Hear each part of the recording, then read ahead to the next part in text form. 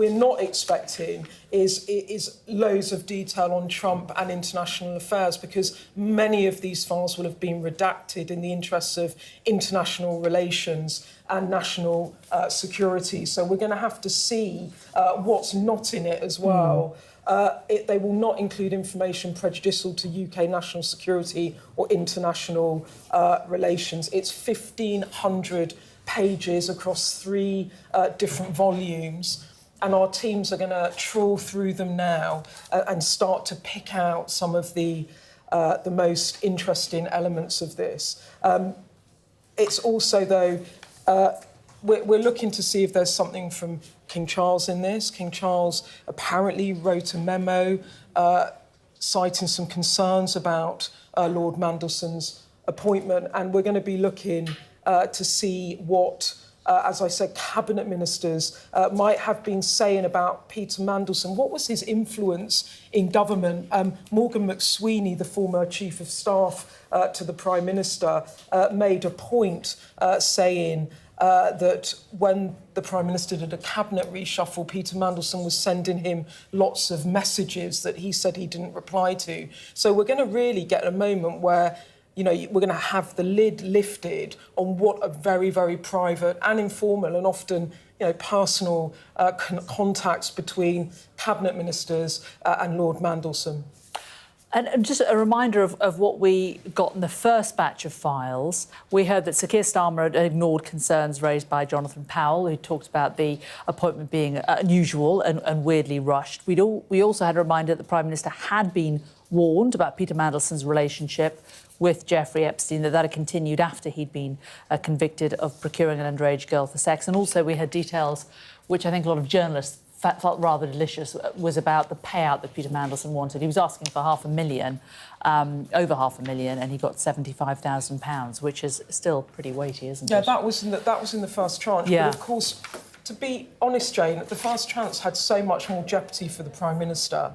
Even though it was so much smaller, yes, it was just 143 pages, because now things have moved on so much for Keir Starmer that Andy Burnham is leading an open leadership race in the by-election in Makerfield. You've got Wes Streeting now actively campaigning. You've got Cabinet Minister Wes Streeting resigning for his government. You've got 100 MPs saying that they don't have confidence in Keir Starmer. So a few weeks ago, the drop of this tranche of files could have been make or break for Keir Starmer, but in a way that moment has already passed. But I think what will be very interesting about these files is what were the exchanges between Peter Mandelson and senior members of government. And in terms of jeopardy, you know, you're saying Keir Starmer's already faced embarrassment over this, but potentially it could put some of the leadership contenders in jeopardy. You know, it could be embarrassing for them. We don't know what conversations might be. Exactly, and Wes Streeting actually preemptively released his WhatsApps between him and Peter Mandelson to me on our Electoral Dysfunction podcast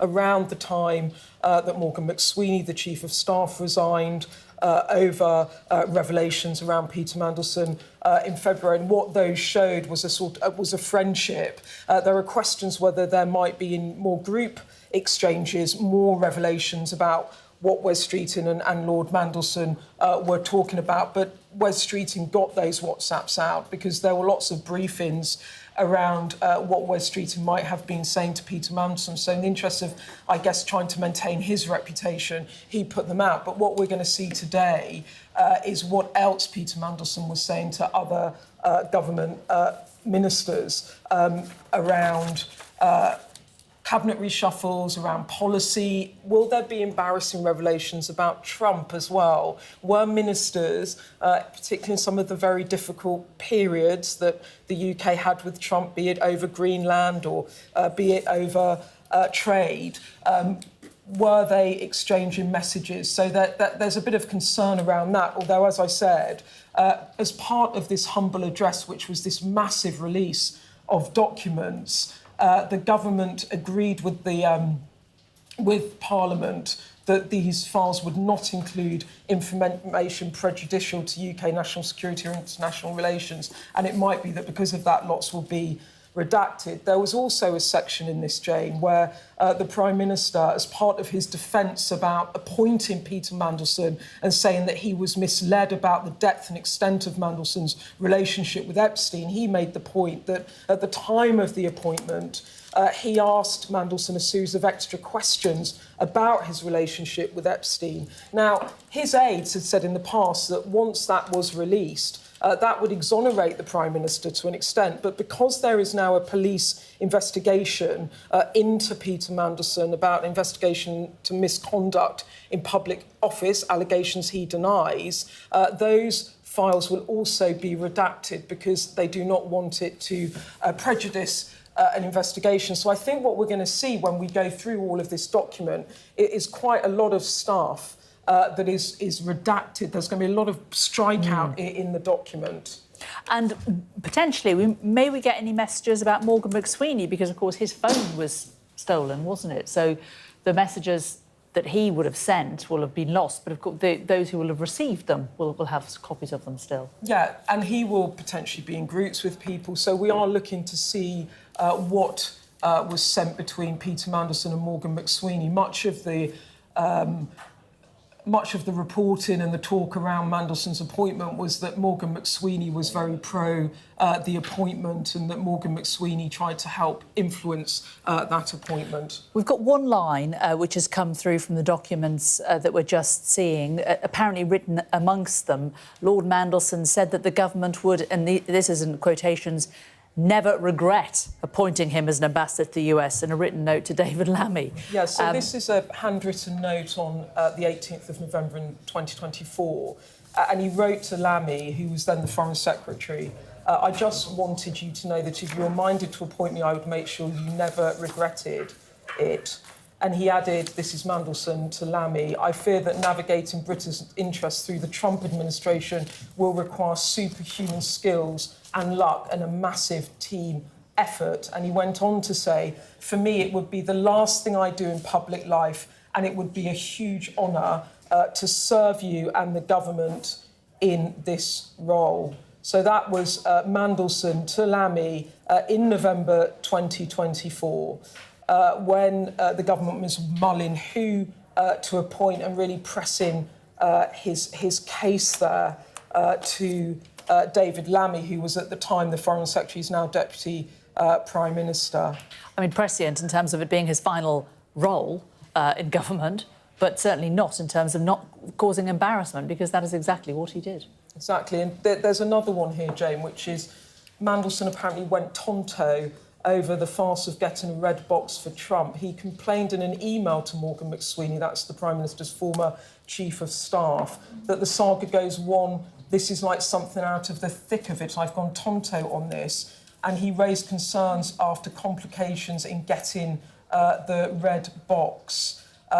He wanted a red box with a gold crest and lettering mimicking a UK government ministerial box, but with the President of the United States inscribed upon it. So obviously trying to get a red box to give to Trump, which perhaps he thought President Trump might enjoy.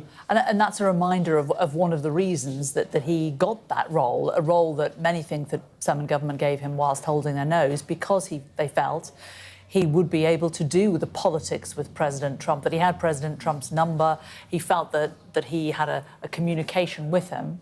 And presumably he thought this is just the kind of gift that will tickle his fancy. That's exactly. I mean, you have to remember with Lord Mandelson that he had been the Trade Commissioner in the European Union, and he obviously had been in the administrations of Blair and Brown. And I think that there was a view within some circles in government that he would be an effective Trump whisperer for Keir Starmer. Now, that has proved to have backfired enormously, with so much anger directed at Starmer for the decision of appointing Peter Mandelson. And when the really what undid the appointment and caused so much difficulties was the release of millions of Epstein files from the US Department of Justice. It began in September 2025, when the Department of Justice released that birthday book,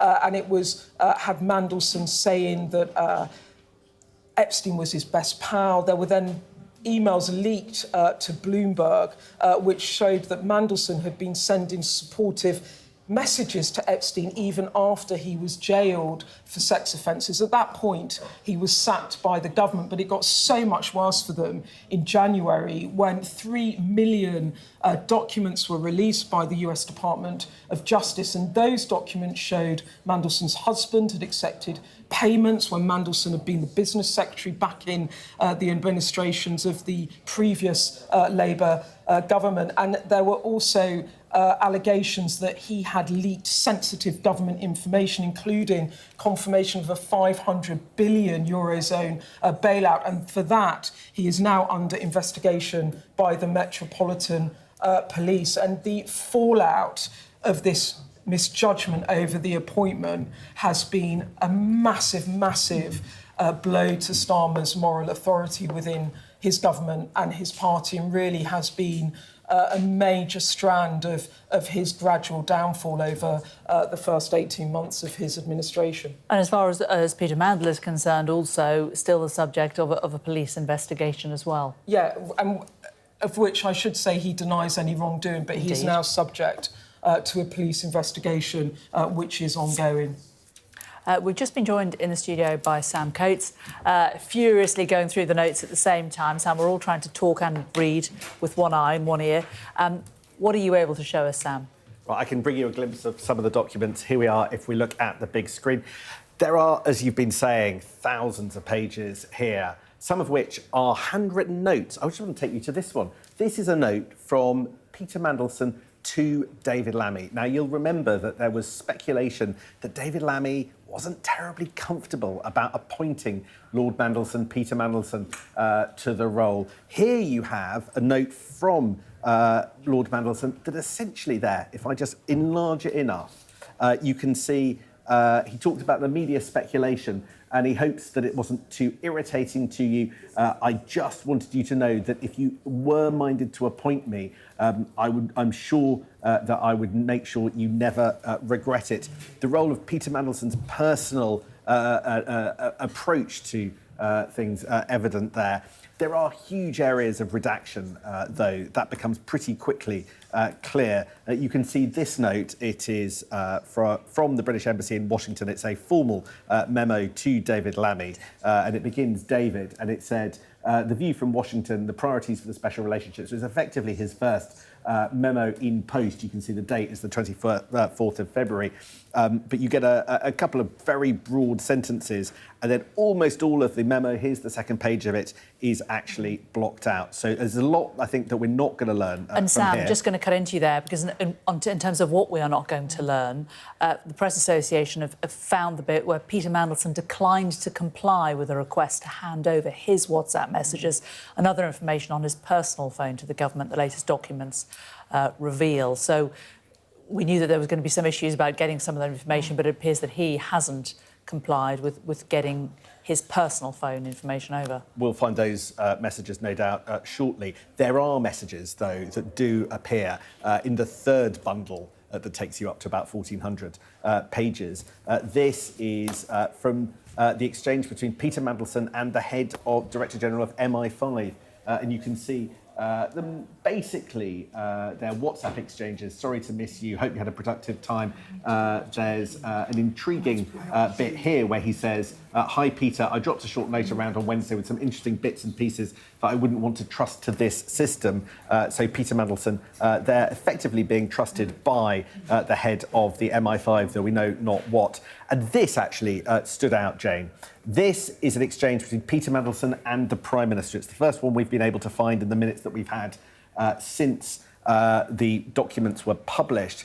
And it's from a few months before the appointment where Peter Mandelson he's up in Bury and he's on the doorsteps. And he's basically giving, you can see at the top of this, he's giving feedback on what the message is about Labour on the doorsteps there. It seems to be just, about how there's a lot of challenges for the country and it's going well. The Prime Minister, what's notable about the Prime Minister is he responds in fairly broad brush ways. Thanks, Peter. The theme of unite, not division is very powerful. People are fed up with politics, treading too heavily on their lives. How did Barry seem to you? And so they have a discussion about what it's like. Peter Mandelson, hi, Keir. Hope all is well. You have got off to a flying start. So that's in July the 17th. So that'll be just days after the general election. So a message of good wishes there. And he says, I was at dinner with John Major this evening. If you don't know him, I think he's a good person to reach out to. And Keir Starmer says that's a very good idea. So a WhatsApp exchange between the Prime Minister and Peter Mandelson, I have to say it's not the most revelatory but it is utterly unprecedented to be looking at an exchange like this. I think that's why this is the first time this kind of thing. The Prime Minister who's very careful in what he puts on WhatsApp, isn't it? There. Well done, Prime Minister. If only all of your colleagues were that minded. We've got, just to give you a sense of what our teams are going through. This is. Can you see how that is the document dump? We've got 3 volumes. It's 1,500 pages. It's slightly overwhelming, isn't it, Jane? But we've got some teams of people looking over that.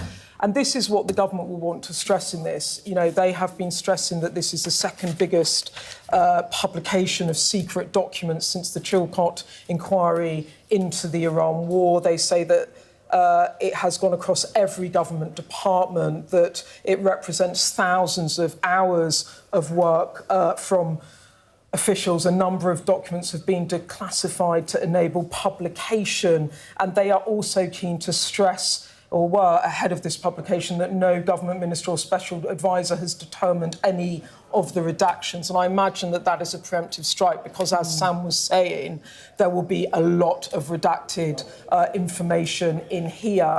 When the government agreed to the humble address, I think Sam's got something he wants to show on that. You've got the clip about, I was just saying about Mandelson declining. There is Peter Mandelson declining to take part in this disclosure via his solicitors. The government arm of the government wrote to Peter Mandelson to request any information on his personal phone. Peter Mandelson declined to comply with this request. The government has no further recourse to search the personal devices of Peter Mandelson. There you have it. They tried, they failed, he refused. And they can't do anything else about it. Yeah. Beth, who do you think is the most concerned about this? Is it Keir Starmer or is it others in the government? I think this is going to be really uncomfortable for Keir Starmer, because I imagine as it goes through and private WhatsApps are put into the public domain, there could be quite embarrassing comments, criticisms of the Prime Minister from some of his own cabinet, and that's going to be deeply uncomfortable. But as I said, I think that there was more jeopardy in that a few weeks ago to now, because things have substantially worsened in terms of Starmer's predicament since the February first tranche of documents came out. So I think it's going to be embarrassing for the Prime Minister. As I said, I'm very interested to see what King Charles did or didn't say, if there's anything pertaining to the King and his point of view behind closed doors around the appointment of Peter Mandelson. I think that the special relationship, mentions of Trump, could there be embarrassing material around that, given the large fractures in the special relationship and the way in which that has worsened? That will be something that we're looking at as well. But in terms of the vetting process for Peter Mandelson, we don't think that the vetting, the enhanced vetting details are going to be in this document. And as I said, we also don't expect that the follow-up questions that the Prime Minister asked of Peter Mandelson will be in this document, because of the questions around the police investigation into him. So let's just get a reminder of what we know so far from these documents. We know that Peter Mandelson didn't hand over his personal phone with messages, WhatsApp messages to the government. He declined to comply with their request. Sam just showed us the clip a little while ago, and the government has no further recourse to be able to do anything about that. We also know that he'd asked for a red box, the kind of budget-style red box with the US president's insignia on it, but seems to be as a potential gift to President Trump. He also talked about at one stage what he was doing was a bit like being in the thick of it, and this handwritten letter that he would never to David Lammy, where he said, "You will never regret appointing me as ambassador," in a note to David Lammy. We're beginning to get now, Jane, as well as our amazing teams are trawling through all the information, beginning to get little snippets of some of the criticisms of Starmer. This is Mandelson in an email to Morgan McSweeney, Starmer's former chief of staff. This is a personal email. He said, "The new government is now trying to do on stilts what we attempted to do between 1997 and 2010. He says he fears government plans are not joined up, plans are over-reliant on building houses. He says Keir's team has not prioritised policy. And on July 2025, Mandelson told the Pensions Minister, Torsten Bell, the government doesn't do policy, generally speaking, well enough. So now we're beginning to, as we drill down, get a bit of what they said. And this might be the other way around, Beth. Just looking at the notes that I'm getting, it looks like it was Torsten Bell, who, of course, wasn't in that role then, tells Mandelson that the government doesn't generally do policy well. Well, Bell apparently told him this is definitely...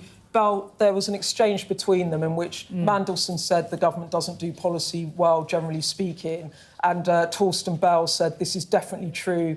Everyone seems to think it's someone else's job to get the policy right, which is very odd.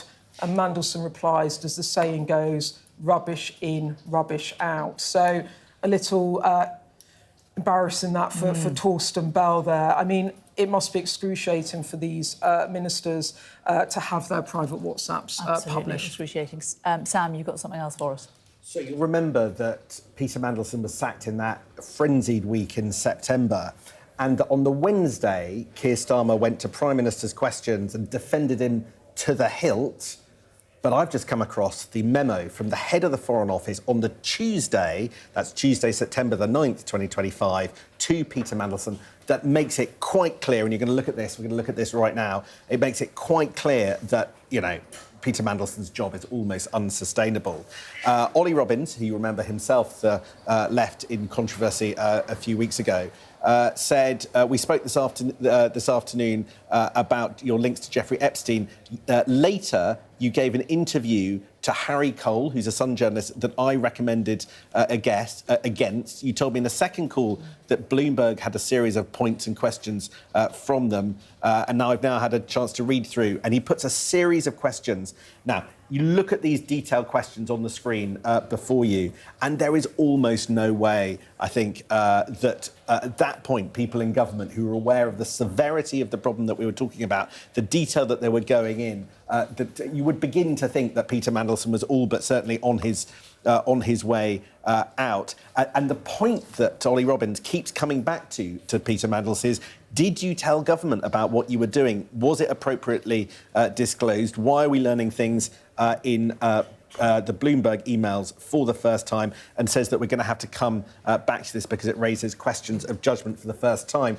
Well, that also raises questions of what on earth was going on in Number 10, given that Keir Starmer was out defending Peter Mandelson to the hilt on Wednesday, when all of this was in black and white on the Tuesday. And I don't think, from memory, almost anything that Keir Starmer was saying nearly 24 hours later reflected the reality of what was going on in the He, situation. on the Wednesday, went to Prime Minister's questions and was asked about this, and he said in the Commons he defended effectively Mandelson and said that full due process was followed for the appointment, and then summarily sacked him a little while later. And I think that there was some sense that I picked up within government at the time that the Prime Minister had not been properly briefed or protected around that, which is why you see that the questions are being asked on the Tuesday and the Prime Minister kind of is put in an awkward position the following day before sacking Peter Mandelson later that week. OK, Beth and Sam, thanks so much for the time being. Let's just bring in Adam Bolton, political commentator, someone who also knows Peter Mandelson well too, Adam. From what you've heard so far, what do you think about this document drop today? Well, I think this is all going to be very embarrassing for the government, and particularly embarrassing for the Prime Minister. I mean, we have to remember that Keir Starmer is on the precipice of losing his job as Prime Minister primarily because of the Mandelson business. I mean, it is that scandal which has kept on coming back, the decision to appoint him, the revelations in the first tranche of documents of the advice against Peter Mandelson and also the payoff. So what we're seeing now is what people were saying privately. And at the very least, and I don't know on Sam's document whether it was copied into anyone, but at the very least, these questions were being asked within government. And for whatever reason, the Prime Minister is saying he didn't know about them. And, you know, what's he going to do? Sack everybody for not telling him? I mean, perhaps due diligence for the Prime Minister would have been to find out. Although, of course, what we've just been hearing from Sam, I mean, this is about the later decision in September to dismiss him, not the previous arguments about the decision to appoint him the previous February. What does it tell you about Keir Starmer's position in number 10 in terms of whether or not he really is being given the right advice or listening to the right advice, possibly? Well, you know, what people always say is the buck stops here, it stops with the man at the top, and Keir Starmer has said that he would take responsibility in government. That was one of his big promises, you know, contrasting himself obviously to Boris Johnson. And it doesn't appear he's done that. I mean, you know, the information was there. A curious Prime Minister could have asked for it. I mean, we know from the previous set of documents, for example, that Jonathan Powell, the National Security Advisor, who was previously Tony Blair's Chief of Staff for 10 years, knows Peter Mandelson intimately. Both said that there were issues about appointing Peter Mandelson and said that the process was being, quotes, weirdly rushed. And that all points to me to Keir Starmer having taken the decision that he wanted Peter Mandelson and everyone else was falling in line. And even at the time that he was defending him, he was defending his decision, but apparently, according to what these documents showing, availing himself of the information which was available. And only he can take responsibility for that. You can't claim that within government, when government officials are dealing with this, that there was a total cover-up to keep out the Prime Minister. You were friends with Lord Mandelson in the past. When was your last contact with him, and what do you know of how he is managing? Well, I don't think he's managing particularly well. I think he's lost a lot financially. Of course, he is subject to criminal investigation as to whether he was responsible for misconduct in public office, similar to what former Prince Andrew is facing. He insists that he did not lie, which, of course, was the central charge which the Prime Minister levelled at him last time, and that he answered the questions which he was given about his past association with Epstein or with anyone else honestly. And what's interesting from the document that Sam was just talking about is here we've got Ollie Robbins saying, well, did you tell people all the details about this? And I suspect Mandelson's answer to this would be, well, I wasn't asked. He was asked, though, to hand over his personal WhatsApp messages from his personal phone by the government as part of this whole investigation, and he chose not to. Yeah, well, I think you can entirely understand why. And if he had the option of not handing over his messages, I think he wouldn't. I mean, if you look at the whole history of Peter Mandelson, he is someone who was very good at building up friendships, having a network of friendships, people who helped him, and he wouldn't necessarily want a lot of this to come out. I mean, quite a lot of this was taking place when he was playing a double role of seeking also to be the Chancellor of Oxford University, something which was unsuccessful. But there is some suggestion that we're going to see messages inviting Labour MPs to lunch, but the suspicion is that may have actually been about trying to get their support for the Oxford University job rather than for the ambassador's job.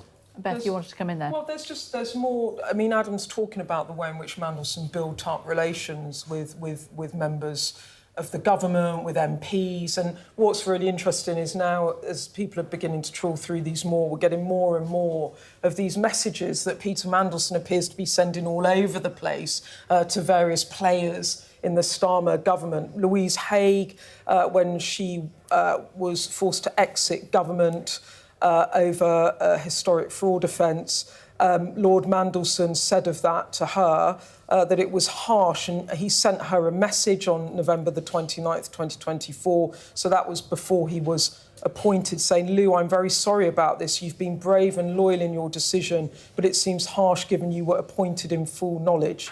He says, you've acted in a way that enables you to come back later, and everything you say and do now should be done with that in mind, strong and honourable. And, of course, Louise Haigh is a massive ally of Andy Burnham. But it's interesting, isn't it, that as he is constantly in touch with leading figures within the Labour Party. I mean, I think one of the points to recognise about this is clearly Peter Mandelson should not have gone after this job from what we know about his behaviour as a result of the DOJ investigations. But this is a man who has been deeply embedded in the Labour Party for nearly 50 years, who has built up relationships, not always obvious relationships. Remember, he was MP for Hartlepool.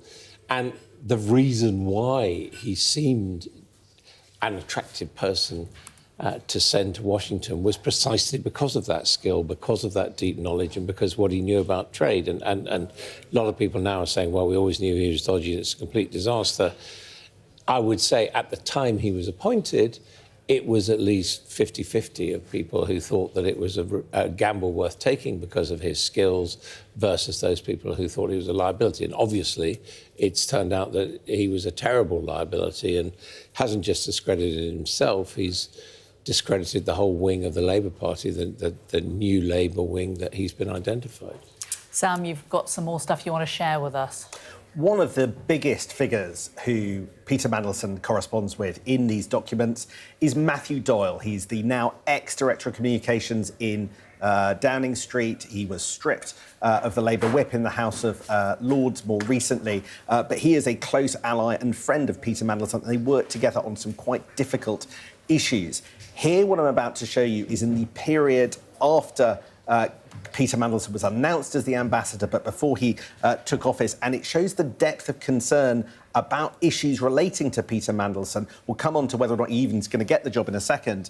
But look at this. Matthew Doyle, in his role of press chief for Keir Starmer, messages Peter Mandelson to say, there's a story in The Independent going, Farage held talks with Starmer team on helping Trump.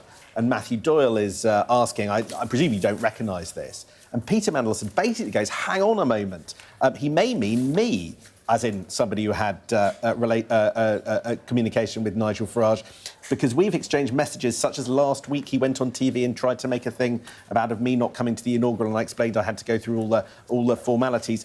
I am trying to keep him nice. That is Peter Mandelson keeping Nigel Farage on side. Number 10 clearly being surprised about it. But then if we go over to the next page, we have a bit of back and forth between Peter Mandelson and Matthew Doyle about stories that Trump may stop Peter Mandelson's appointment, the US president, having to accept the credentials. Well, there was a front page of the Mail on Sunday which suggests that Peter Mandelson might have been blocked by Trump because Keir Starmer's team, people in the Labour Party, went over to help Kamala Harris on her unsuccessful election attempt, and they're suggesting that this might be revenge, stopping Peter Mandelson from becoming the ambassador. And look, Peter Mandelson suggests that he's worried about this.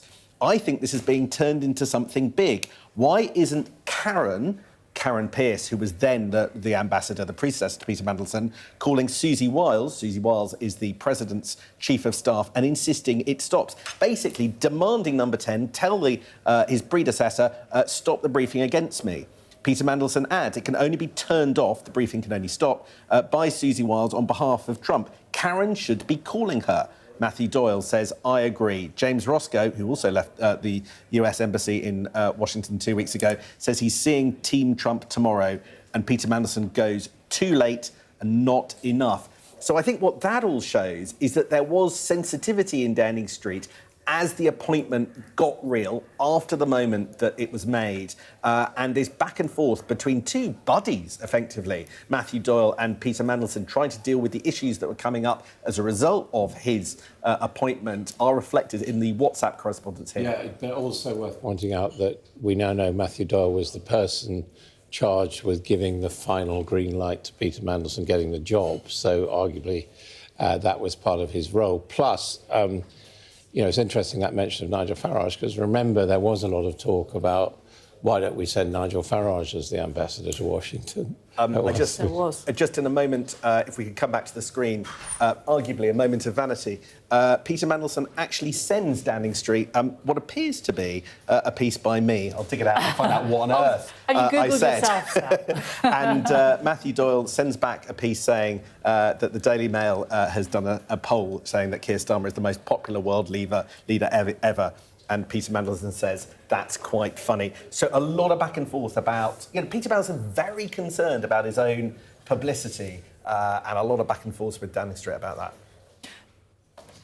Is this the same Peter Mandelson that you know, Adam? I mean, you know, an obsession with headlines, back and forth messaging MPs. I mean, as you say, somebody who's immersed himself in Labour for 50 years, this is what he did. This is how he operated. Well, remember, too, that he started out working for the Labour Party as Director of Communications for Neil Kinnock before the 1987 general election. So he understands how press stories can have impact, but he's also someone who knows how to look under the bonnet to get in touch with the people who are necessarily involved in, you know, in attempts to get on top of the story or get ahead of it.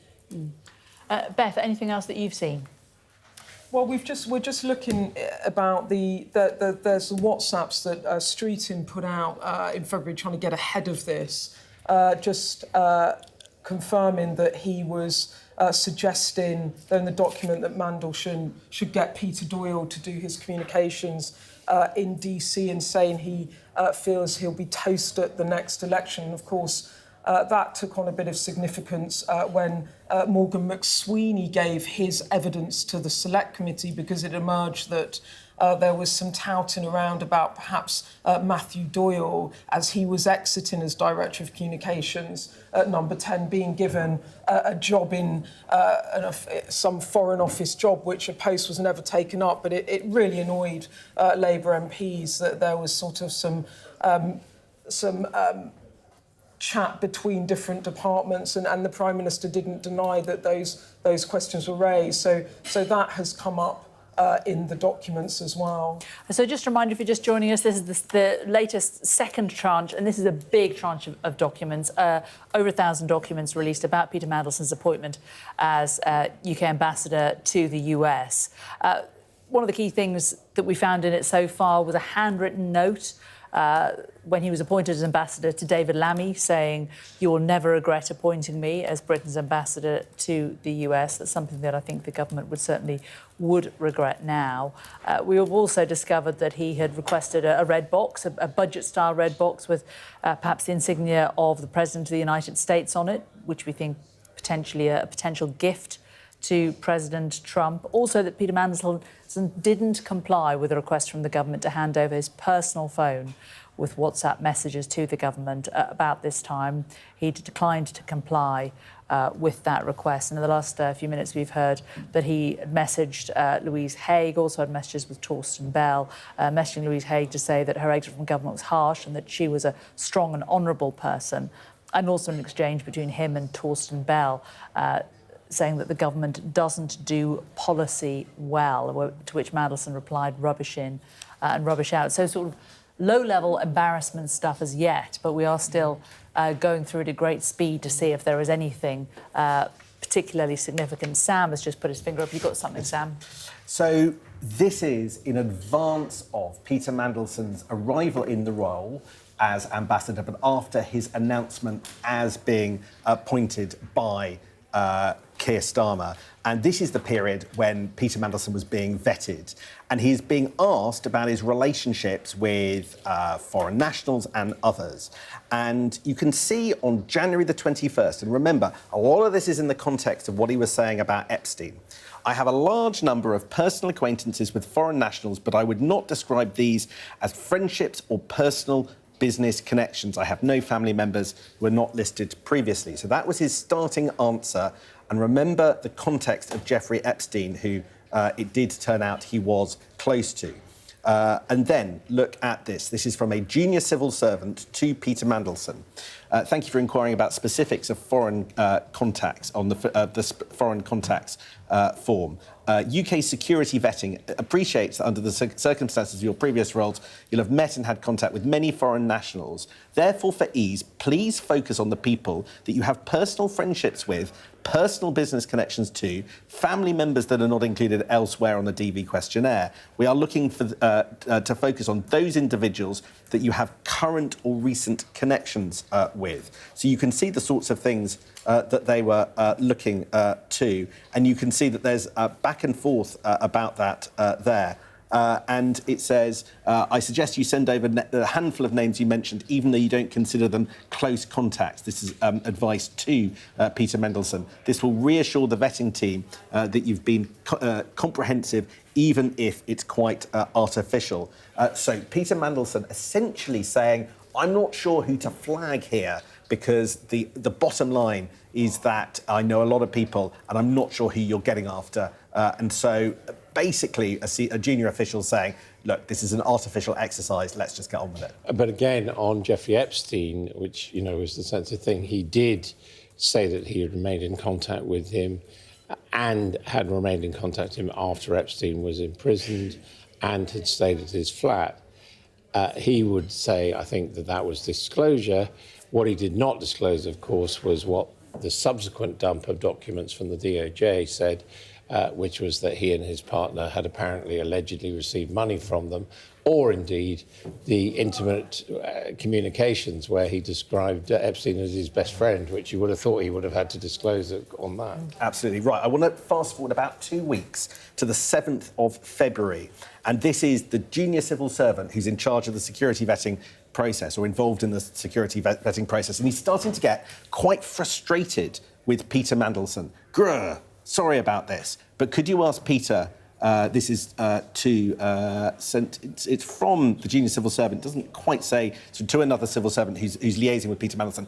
Could you ask Peter Mandelson to share with us the final list of foreign contacts he named in his DV form? He will grumble about this, but apologies. It sounds like they needed a number of lists to align. And then they are told, I am afraid that Peter will need to add the foreign contacts he mentioned in his DV on this form, please. And so you can see the back and forth, and you can see the frustration around what clearly some in the vetting process felt was the need to disclose more than he was doing, but Peter Mandelson himself seemed at times a bit reluctant. But just to be clear, this is after he's been announced. This is the 7th of February. Yeah, after he's been announced as the ambassador. And Beth, you've got something you've been wading through it in the old form. Yeah, I've been wading through this massive. As I said, there's three massive volumes here. This is fascinating because this is lifting the lid a bit on some of the troubles of the government, and this is between Pat McFadden, who is now the Work and Pensions Secretary, and Peter Mandelson, and it's around the welfare vote. And you might remember this when the government had to pull the welfare reforms because of the size of the rebellion, and it really was, I think, the turning point for the Starmer government. He was so badly damaged from this, and I think it was from that point, really, that things went from bad to progressively worse. And this is Mandelson and McFadden having quite a long exchange. Pat McFadden says to him, and this is on the 24th of June 2025, this welfare thing is very bad. And Mandelson says, you did well today, but I'm afraid there is a strong anti-Keir tide. Pat McFadden said, I went through lists of meetings with MPs given to me it was bad, they're not moving. Mandelson says, I talked to Morgan. He's thinking of amending the bill to get it through, but I wonder if it's enough to stop it being defeated.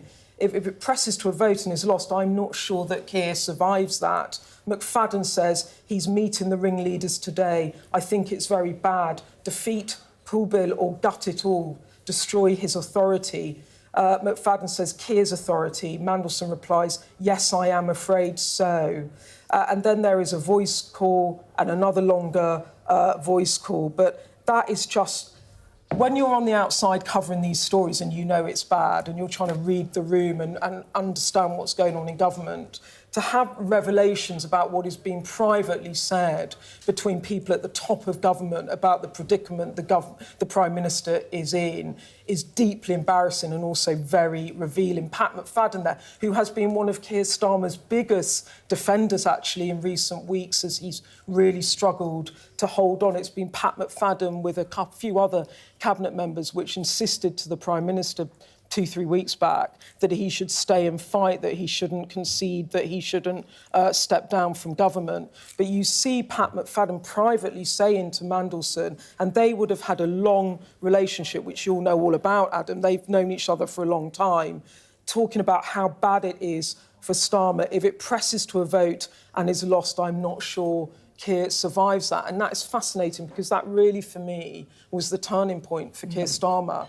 when he could not carry his massive majority in Parliament to push for wealth reform. Yeah, I mean, it's definitely embarrassing that we've had these disclosures, and we've had these disclosures, obviously, because of the humble address leading to it. But, you know, in fact, within government, you could argue that there's actually nothing wrong with what Pat McFadden's saying, or indeed what Peter Mandelson's saying. They both appear to be supporting Keir Starmer, but admitting privately that it's a very tricky situation between them. So there's nothing wrong with that. But as Beth's made absolutely clear, it's incredibly embarrassing for the government for these disclosures to come out.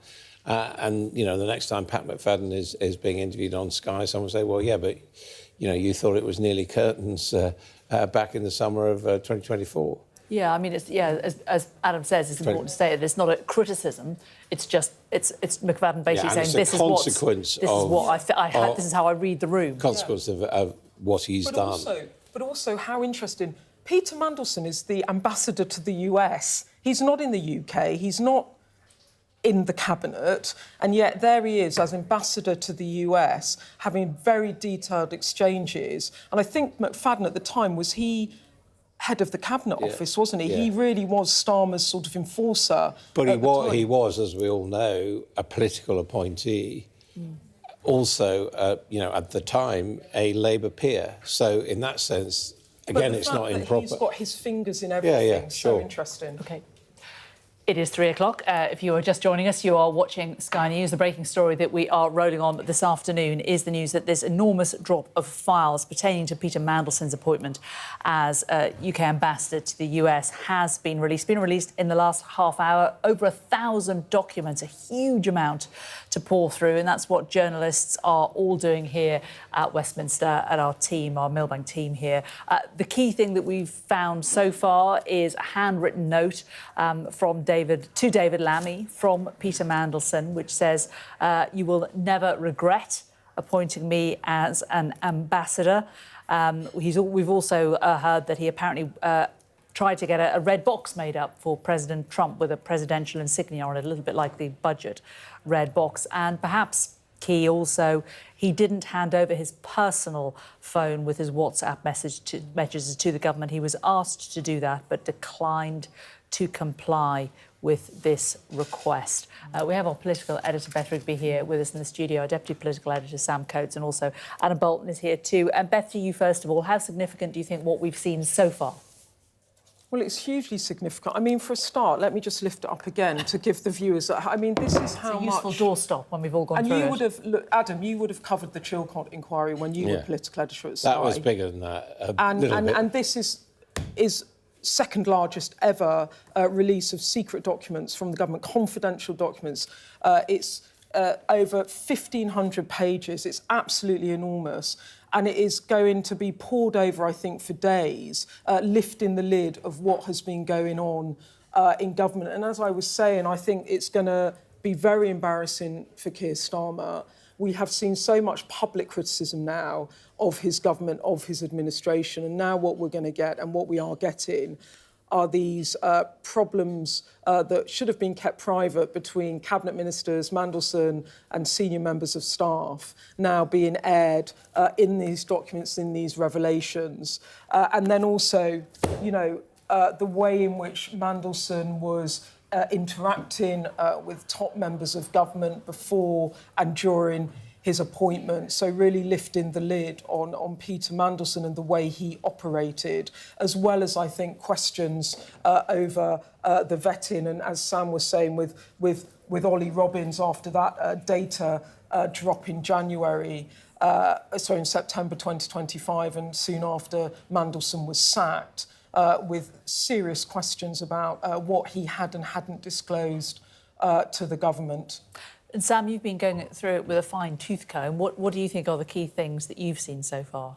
Well, you've seen the closeness of ministers with Peter Mandelson. You've seen the WhatsApp messages from senior people in Number 10. I want to take you through a new bit that I've just come across in the last few minutes, Jane, and that is about the speed with which the vetting process went through, and really it's the emails that underline this. Here we are, post-appointment, pre-starting in the job, and he's having to do the vetting interviews on basically online platforms, Google Meets, and he's struggling, it says, to use them. And you can see pretty quickly they discover the need to do a second interview Friday the 24th of January. So 2 interviews in a week, and they do both of them on virtual platforms. And really, as soon as the process begins, you can see that bits of government are telling other bits of government the whole thing is going smoothly. There isn't a problem here, and I think. One of the things that's underscored by this was 6 days later on the 30th of January. And what you can see here is by this point, Peter Mandelson has had the clearance. See the second line, ESND, and that's a directorate of the Foreign Office that deals with security, has approved the developed vetting, that's DV clearance, of Lord Mandelson, and he was sent notification of his certificate on their secure system known as Osprey on the evening of the 29th of January. So the whole thing took about 7 days before it was done in full. But that's very significant, isn't it? Because if that's accurate, we've been told that Ollie Robbins was told it was borderline. Here we're being told that the man conducted the vetting had, quotes, cleared him. Yeah, so this is Ian Collard, who is the Foreign Office official from Corin Robertson. Yeah. My understanding is that a different directorate suggested that he could be failed. Then it went to the Foreign Office official, Corin Robertson, and then he escalated to Ollie Robbins with a series of suggestions about how Peter Mandelson could be appointed. So, as it were, I think the way to think of it is the vetting failure was one input that went to the head of security at the Foreign Office, who had many different... Collard is saying it's been cleared. Collard And then Collard effectively took the decision overall and then escalated that to Ollie Robbins. So that would suggest actually the blame which is being levelled at Ollie Robbins is not justified because the system had already approved it.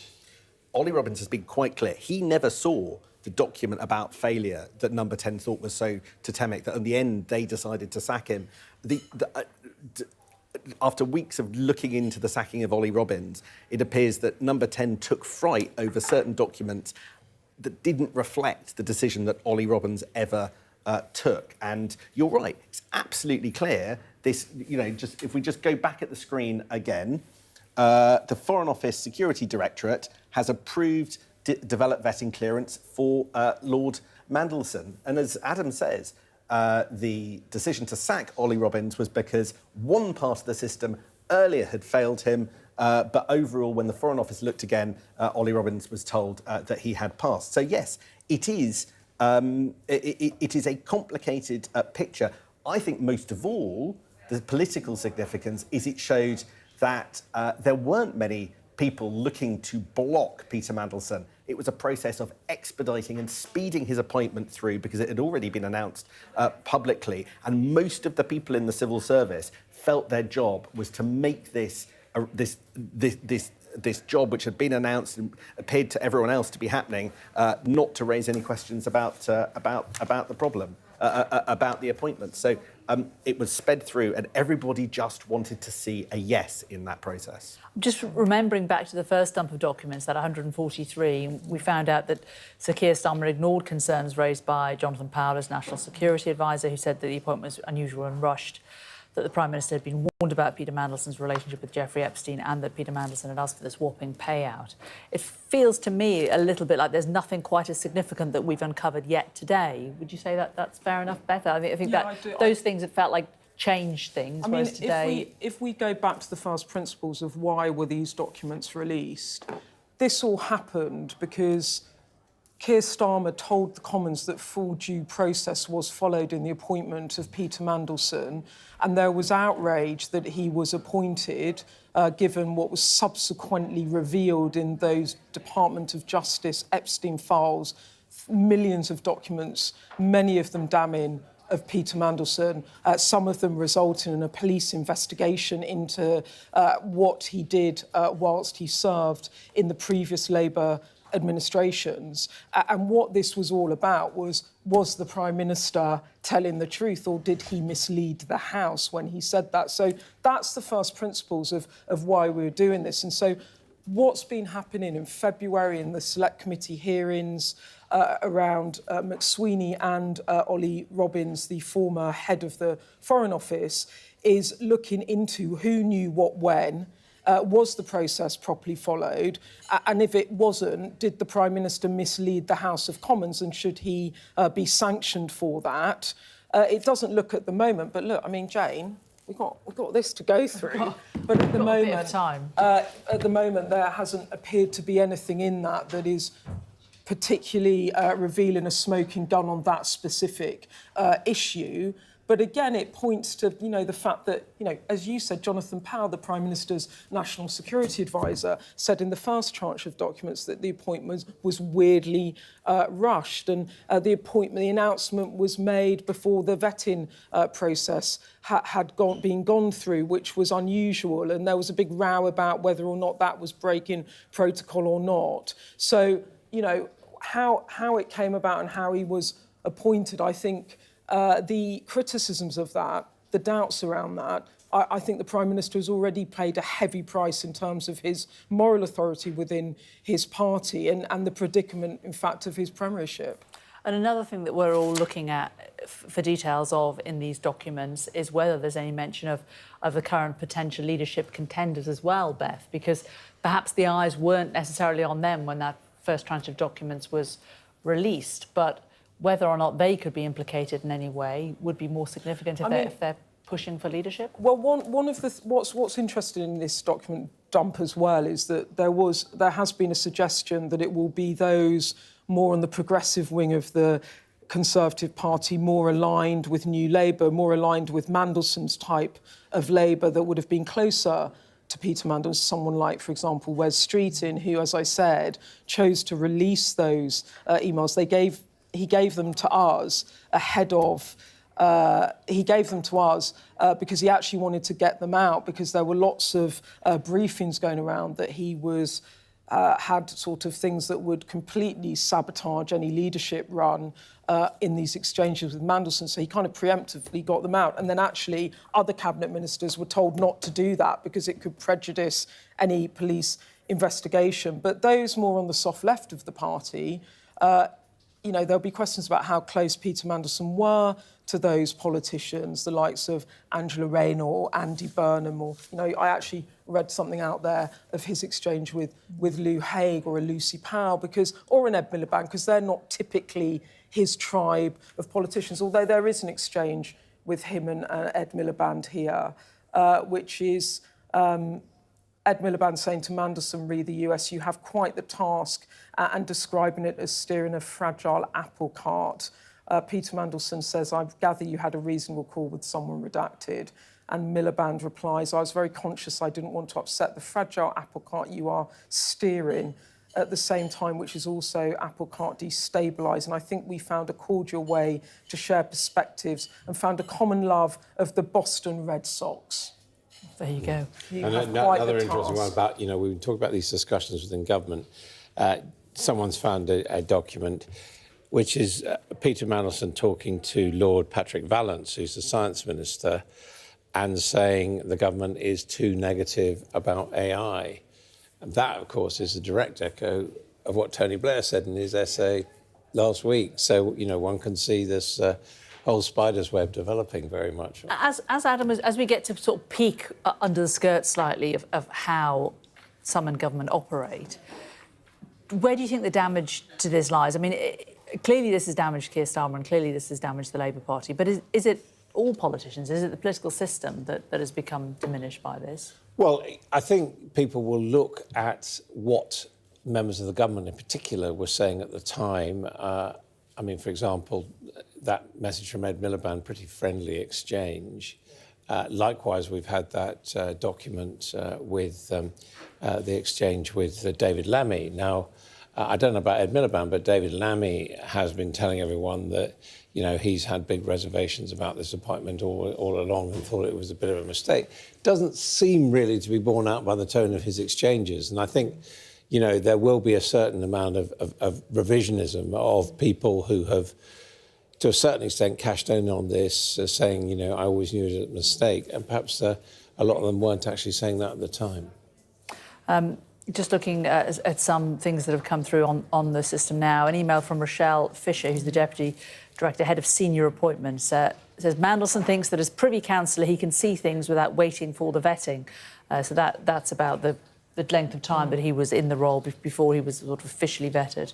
And also a line from Simon Madden, who is the Director of Propriety and Ethics, asking for a change to a statement to avoid creating the impression that we were specifically commissioned by Number 10 to look at the Prime Minister and Jeffrey Epstein's relationship. This is also just when we were talking about the welfare issues that Starmer had and lots of exchanges that I read out earlier between McFadden and Mandelson. Someone's just found this. This was from the 24th of May, and this is Peter Mandelson to Pat McFadden. He said, I've spoken to Morgan a lot this week, and last night I was direct with him. Keir is not leading from the front, and Morgan is not organising the centre as it needs to be. Gordon has it in for Keir and Rachel big time. He doesn't seriously believe that Angela is an alternative, but she's an instrument of destabilisation. I imagine that is Gordon Brown and Rachel Reeves and Angela Rayner. Yes. But that's my supposition. I doubt he thinks Ed is fit for purpose. That might be Ed Miliband. But he's doing he is doing to Keir what he's always done to successive Scottish leaders. Pat McFadden says, I don't know what Keir thinks of all this. He's not spoken to me about any of it. Mandelson, does he even realise the Parliamentary Labour Party, I gather, is in a mutinous state? McFadden replies, yes, every meeting I have is who can we tax in order to pay benefits to others? They're asking the wrong questions. That is welfare. That's toe curling, isn't it? For McFadden. And here's another one from the same set of exchanges between Pat McFadden and Peter Mandelson. Mandelson describes Keir Starmer's way of working as advance, buckle, hardly very complimentary. Important to note that Peter Mandelson and Pat McFadden were both closely involved in the Blair government, so they've known each other a very long time. I was going to ask you this, Adam, because this is a bit before my time, but what was the relationship between McFadden and Mandelson? Because they're clearly quite close. Pat McFadden was an aide to Tony Blair inside Number 10 before he became an MP. At the time when Peter Mandelson was an MP and then a minister in the government. So they worked very closely together, and clearly they were also people who, after the death of John Smith, decided that they, were going to support Tony Blair. So they go back certainly to, we're talking the late 80s, early 90s. And Pat McFadden has never disguised the fact that he is someone who, was a Blairite and who utterly believed in New Labour, as Peter Mandelson did at the time. Interestingly, Peter Mandelson, as we know, was Trade Secretary. He also started his career working for the TUC and has always had a lot of interest in trade union relations. He was a member of the GMB, and that, again, is precisely the area which Pat McFadden worked on. I've just had a statement from a spokesperson for Pat McFadden, the Work and Pensions Secretary, and the spokesperson says, Pat has fully complied with the humble address and handed over all messages. His only contact with Peter Mandelson since he left government has been to urge him to think about the victims in all of this and apologise to them. So that is the spokesperson of Pat McFadden saying that the Work and Pensions Secretary has fully complied with the humble address, handed over all messages and has had very little contact with Mandelson since he left government. But in terms of toe curling, that exchange that you were just talking about between McFadden and Mandelson, not great. But there doesn't appear to be a slew, unless we just haven't got to them yet, of MPs really going in for Keir Starmer, really putting the knife in. But I mean, what's so revealing about that exchange between Mandelson and McFadden back in May, and this was, I remember this time because the Prime Minister was very focused on international affairs.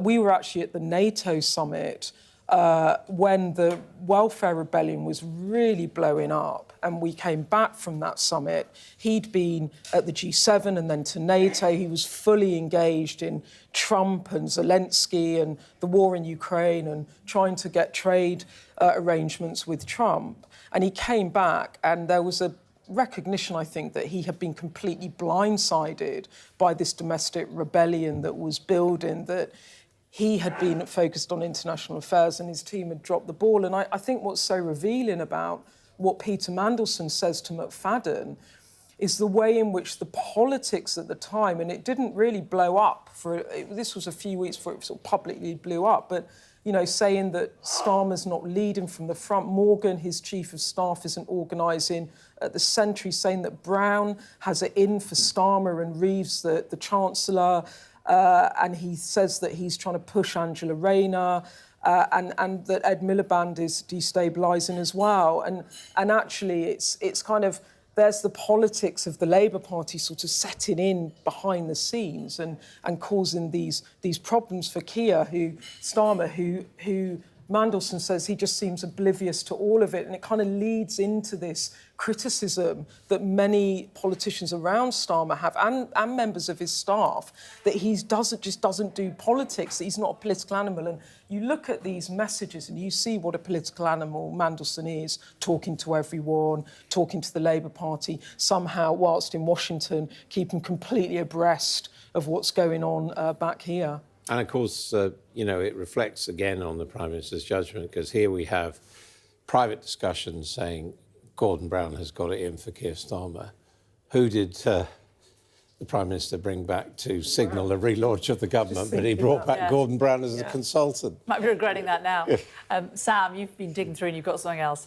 Look, I think that what the documents reveal is the intensity of the relationship, the axis between Peter Mandelson and Pat McFadden. You just heard some of the exchanges, but as you go through, there is page after page of exchange between McFadden and Mandelson, really quite serious. I think some of the criticism that McFadden is indulging in Peter Mandelson.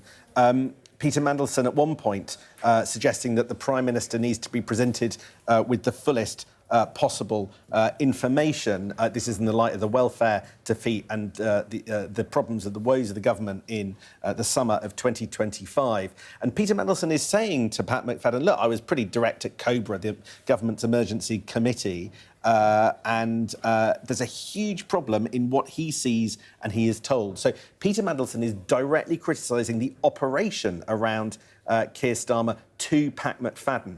And if you go on, Pat McFadden says, you should also talk to Vidya. She's a proper grown up, and I think will have good views on what's going on. But Peter Mandelson immediately comes back and goes, I like her, but will she share our judgments? And then he talks about a particular example. I think they're talking, referring to something Peter Mandelson referred to in other parts of the documents, which is the appointment of James Lyons to the Communications job and to some of the other appointments. And he says that they're left wanting. We should apologise for some of the language that you might be able to read on screen, Sam. You're yes. not reading it out, but people might be watching. I'm delicately stepping around the difficult stuff.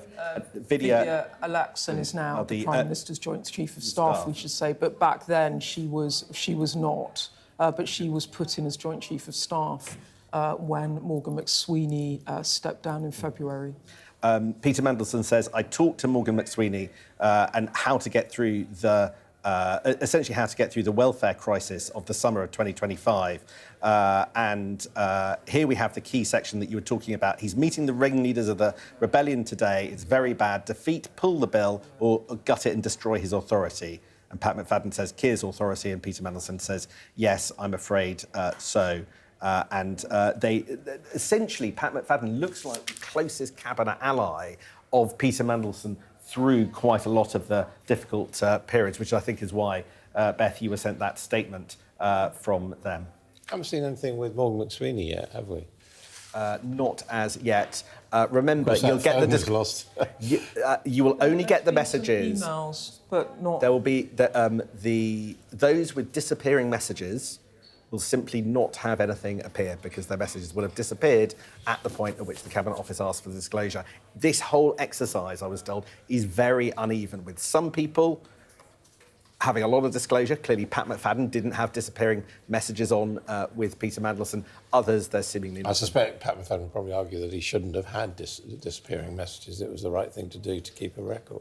Well, I think what's interesting about Pat McFadden as well is, as I was saying earlier, is that you can see behind the scenes here, he's having a lot of exchanges with Mandelson. At the time, as I said, he was at the Cabinet Office, and he really was. I mean, he was central to the election campaign. He was managing the election campaign with Morgan McSweeney. When Starmer was elected in July 2024, he went in to run the Cabinet Office, which is kind of the machine of government, and was for a very long period kind of Starmer's right-hand man, and he was moved to Work and Pensions in September. And Darren Jones, who will be giving a statement in the Commons later on this enormous document, he was moved into that role.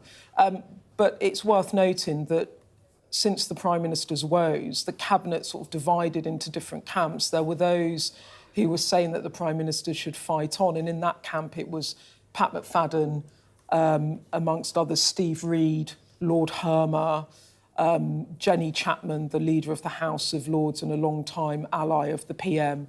And then there were other groups that sat on their hands, and then there was, of course, Shabana Mahmood, who quietly told him she thought it was time that he put out a timetable for departure. Ed Miliband has been less than supportive. Yvette Cooper also been in for a conversation. I'd had John Healey, and I think it's really interesting that McFadden is really being very, very honest here with Mandelson about the Prime Minister's predicament and the trouble is, and quite critical about him. But since Starmer has been really under high pressure, it's been Pat McFadden that has led some of the rallying cries for him, which is even more interesting in that he is part of the progressive wing of the Labour Party. I mean, Pat McFadden would be viewed as someone that would be more aligned to a Wes Streeting type character. You can see in the documents, and I've actually pulled some up here, where effectively it's quite clear that some of Keir Starmer's closest aides and cabinet ministers are losing faith in the summer of 2025. In July, Pat McFadden tells Peter Mandelson that he's been praised in the Commons chamber. And then Peter Mandelson replies by saying, look, there's a really weird conversation I had last night with Morgan McSweeney, something that I want to discuss. And they both agree that they cannot make head nor tail of what Morgan McSweeney, the Prime Minister's Chief of Staff, is on about in his latest memo. And Peter Mandelson summarises the memo by Morgan McSweeney as saying that he has no faith in Keir's ability to change Number 10 and that he needs to prioritise winning majority support in the PLP, Parliamentary Labour Party, instead. And then Peter Mandelson adds, I am slightly losing my faith in this. And I think that what Peter Mandelson and Pat McFadden are doing are basically going, we don't know that this operation has any centre or heart, and clearly even the Chief of Staff doesn't know what to take direction to take it in, and the Prime Minister himself is prioritising his own MPs rather than the country. This is a Prime Minister that came in saying country first, party second. But important to note that these exchanges all predate the US Department of Justice disclosure of the Epstein files, showing the closeness of Peter Mandelson to Epstein, and also, of course, the subsequent one showing apparently, allegedly, a financial relationship, and also the later tranche coming out, the passing of government information. I mean, none of this was known in the summer of 2025 by Pat McFadden. Well, let's just return to the situation here in Westminster and the latest news that we have about the release of these files about Peter Mandelson's appointment as the UK's ambassador to the US. 1,000 documents have been released. Journalists here in Westminster are ploughing through them all as we speak. They relate to a huge amount of stuff about the vetting procedure, about Jeffrey Epstein, about conversations that were happening in government. They include emails, they include WhatsApp messages. Let's return to our political editor, Beth Ruby. Beth, what do you think is most significant that we've seen so far today? For me, as I said, it's actually the exchanges between Mandelson and members of the cabinet about what was going on in the government at the time when Keir Starmer's authority was really draining, and those private criticisms. As I said, it's so unusual to see that this is happening. In terms of the vetting process around Mandelson and whether due process was followed, I don't think so far we've found any smoking gun which incriminates the Prime Minister any further than information that's already revealed. But the extent to which Peter Mandelson had his fingers in this Starmer government, I mean, I've just got this. There are pages and pages and pages of WhatsApp exchanges between Peter Mandelson and Pat McFadden. I mean, there's just reams of the stuff about kind of talking about what's... Is that a surprise? I mean, Adam, you know, this is how... He's a Machiavellian political operator. This is how he operates, by keeping information about what is happening and keeping good relations with hundreds of people at once. Yeah, and, you know, don't forget, he's someone who's been a cabinet minister, been in government, and of the substance of what we've heard, obviously, it is a very frank evaluation of Keir Starmer, which neither of them were making public, but they were at the time both attempting to be supportive of the government. And there's not anything that surprising or that disloyal in the private exchanges. The damage is that they're not private anymore, that they've become public. And you know, that makes it very difficult to have the... It's very embarrassing. Have the credibility, Starmer, you know. Isn't it? I mean, Pat McFadden has gone out recently, you know, on the airwaves, on Sky and elsewhere, defending this Prime Minister, and yet we see that his level of confidence in his abilities is very, very low. In the documents, you see all sorts of judgments going back quite a long way about just how dysfunctional it was becoming.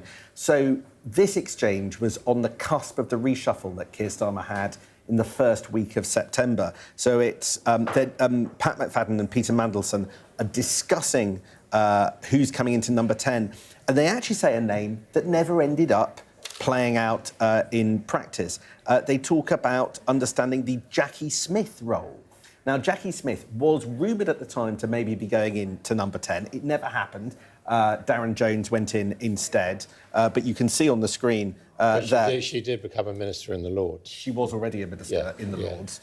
And, but she didn't go into a sort of brokerage role in number 10. But even just days before Darren Jones got what we presume is that role, they were talking about it. And here we have just some judgments by Peter Mandelson on the effectiveness of government. He says, I went into number 10 after I saw you, Pat McFadden. It is beleaguered and bereft. It requires a complete revamp, an infusion of purpose and confidence to get anywhere. And I think you know, we had cabinet ministers, the ambassador in Washington talking about the sheer dysfunctionality. I think, for me, the biggest thing to come out from these documents are the number of people talking about dysfunction at the heart of government months before the crisis that we're in at the moment, utterly sort of denied by cabinet ministers at the time. Yet it was a freely exchanged view amongst the most senior people in the current administration that it all wasn't working, right back to the summer of 2025, with extremely colourful language. You know, here we have Pat McFadden saying, well, we've got Jonathan Powell and Vidya and Varun, who's the trade advisor, and Liz Lane, who later left. And Peter Mandelson said, I know, but they just don't work as a team. They are not led, and nobody really knows what Keir thinks or wants. In fact, most of them don't think Keir knows what he wants. That's Peter Mandelson. And the point about that is that it was this that held back Keir Starmer from appointing Peter Mandelson in the first place. He was never a massive fan of Peter Mandelson because he always suspected that he was talking out of turn, talking out of school about him. And here he is on WhatsApp going for Keir Starmer, saying he doesn't know what he wants and he doesn't lead his team. This is absolutely damning for Peter Mandelson to be talking about this with a cabinet minister, Pat McFadden. Pat McFadden not rejecting it out of hand, saying that's an appalling view, I cannot countenance that, I have to disagree, but instead picking up the conversation and keeping going. I really do quite strongly wonder about Pat McFadden's ability to stay in his job for much longer under Keir Starmer. I mean, the dysfunctionality of Downing Street was an open secret, and it was pretty openly discussed. I've certainly had discussions with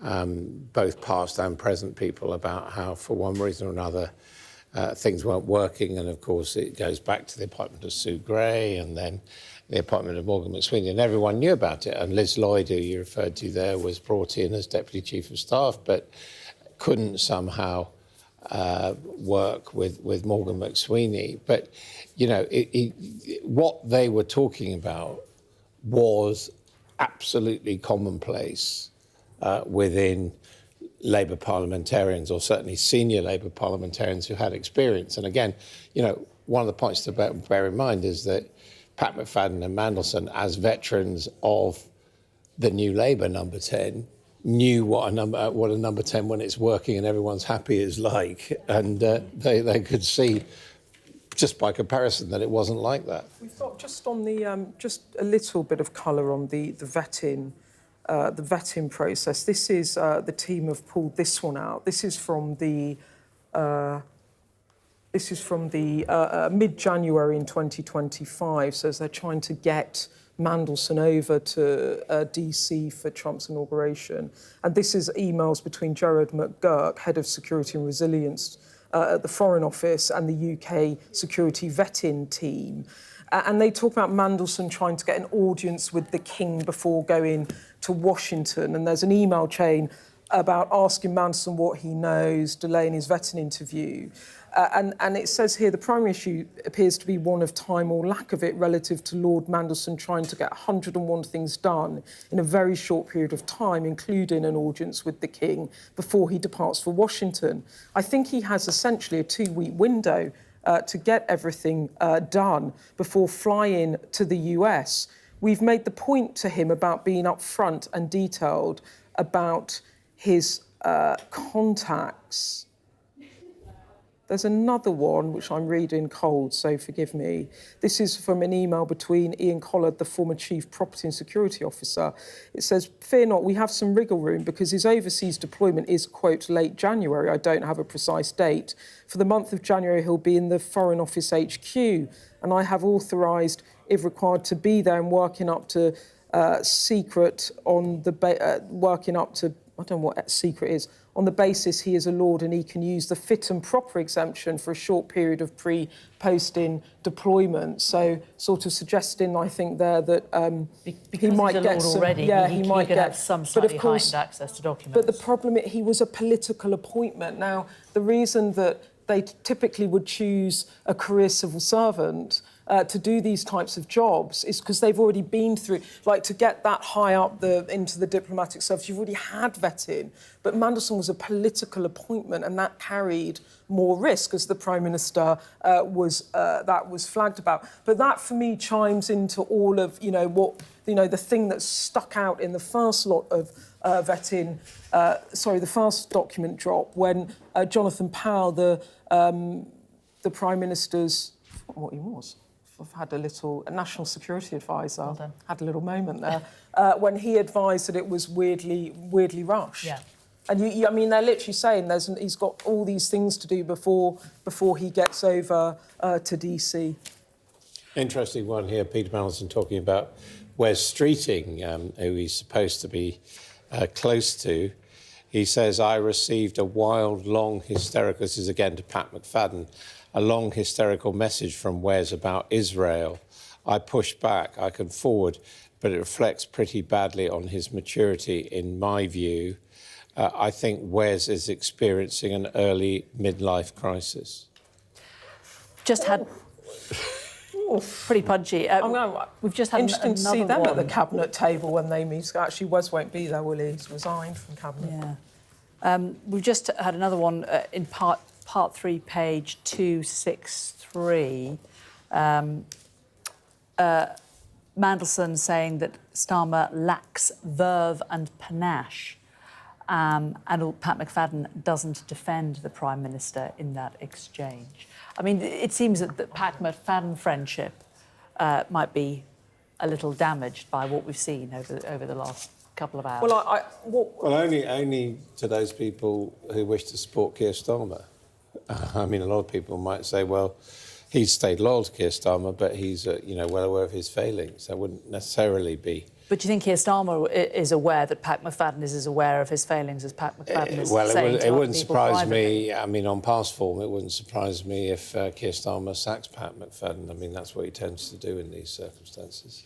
I mean, the do you process think it's that damning, Beth? Well, look, the process of cabinet collective responsibility is publicly facing. Pat McFadden has been very loyal to the Prime Minister, whilst revealing political misgivings behind the scenes. I don't personally think that Keir Starmer has any authority to sack anyone at the moment, personally. Sam, you're going through these documents bit by bit. Anything that's just grabbed your eye? So I'm just in the process of going through cabinet ministers, different exchanges.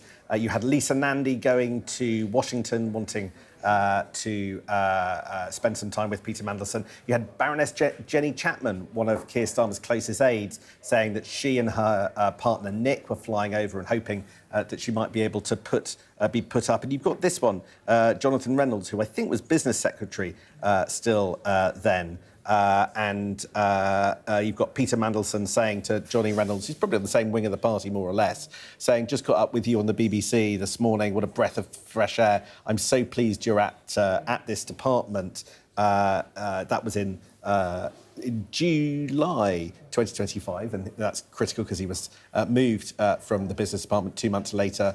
If there's anything I do to support you, let me know. Peter, Johnny Reynolds says, thank you so much, Peter. It was nice to be asked to be the first one out on the media for this, and basically just them exchanging pleasantries. But cabinet ministers sort of falling over themselves to form. There's loads of this. This is Douglas Alexander to Mandelson. Douglas Alexander, now the Scottish secretary, wasn't at the time, but to Mandelson post the general election. Peter, thank you. As usual, your judgment was vindicated. You probably don't realise quite how influential you've been in this whole improbable journey from your initial encouragement 2 years ago this month. Douglas, you're going to have to become all Laboury again, to your quite effective support when Gordon came out for third in the selection. I won't forget any of it, and I would value your counsel in gratitude and appreciation. Douglas, this is from Steve Reid to Peter Mandelson on his appointment as US ambassador. Steve Reid says, congratulations, Peter. Wonderful news if you're to be US ambassador. Excellent appointment. Quite a job on your hands. Mandelson says, thanks, Steve. This is Ian Murray, who was the former Scottish secretary, wasn't he? He was actually replaced by Douglas Alexander and then put back. Do you remember? there was quite a furore that he was sacked and then he got put back into government in another role. And Ian Murray says, "Congratulations, Your Excellency. What a wonderful appointment. I look forward to seeing you stateside in our brand Scotland travels. Have a lovely Xmas, Ian." So there's absolutely loads of them. And I think what's embarrassing here is the whole focus and criticism about the Mandelson appointment has really been focused down on Keir Starmer. And what you're seeing now is it wasn't just Keir Starmer. I mean, actually, Keir Starmer's exchanges are very Keir Starmer in that they actually reveal very little from what Sam's picked up in the documents so far. But there's a sort of a sense here as you read all of these very, very friendly, sometimes a bit sycophantic exchanges between Mandelson and other cabinet ministers. It embarrasses all of them because since Mandelson's was sacked and those Epstein files were released by the Department of Justice revealing exactly the extent of his friendship with Epstein and also prompting a police investigation into him over allegations of misconduct in public office, allegations he denies. Everyone has kind of run for cover away from Peter Mandelson. But what you're seeing here is the closeness that he had with many, many people at the top of the party. But necessarily... Go on, This is a goodie. This is a goodie. So you won't regret this. This is Jonathan Reynolds, then Business Secretary, and Peter Mandelson. They're having a discussion, all sorts of pleasantries. But then, look at this. Jonathan Reynolds says, "Hello, I will dial you from my work phone and leave on loudspeaker so you can listen in. Peter Mandelson, great, thanks." So there you've got, at that point, the business secretary basically bringing Peter Mandelson covertly into some form of audio meeting, telephone call, telephone conference that he wasn't invited to. We're now furiously trying to work out what happened on the 25th of February 2025. Around 4 o'clock in the afternoon. That was around the period where Peter Mandelson was first appointed as ambassador, so he was quite new in the job. We don't know the circumstances, but it's quite intriguing. But, I mean, Reynolds at the time, I think, was Trade Secretary, and that was, you know, there was a lot of talk about tariffs, and Peter Mandelson... Oh, completely. But if you're not invited to a meeting, you're not invited to a meeting. If it was a meeting, it could be listening to it. But, I mean, there are also some quite amusing ones. In March, just after Trump had come in, a poll in America discovered that with the American public, Sir Keir Starmer was one of the most popular international leaders, and Peter Mandelson said that he thought that was quite funny in a message to Matthew Doyle. Also, again, on policy, Mandelson expressing the view that he thought the decision to put VAT on private schools was probably unwise, in quotes, and that was in a message to Baroness Angela Smith, who's the leader in the House of Lords. In terms of these messages that Beth was just going through, these slightly toe-curlingly, slightly fawning messages to Peter Mandelson from various people in Labour, I mean, is it a surprise? I mean, surely if you're in the Labour Party, even if you're not a massive fan of Mandelson, he's somebody to keep on side, isn't he? He's not somebody you want to make an enemy of. Look, I don't think that this was necessarily sinister. Yes, do ministers like to stay at the embassy in Washington when they go over?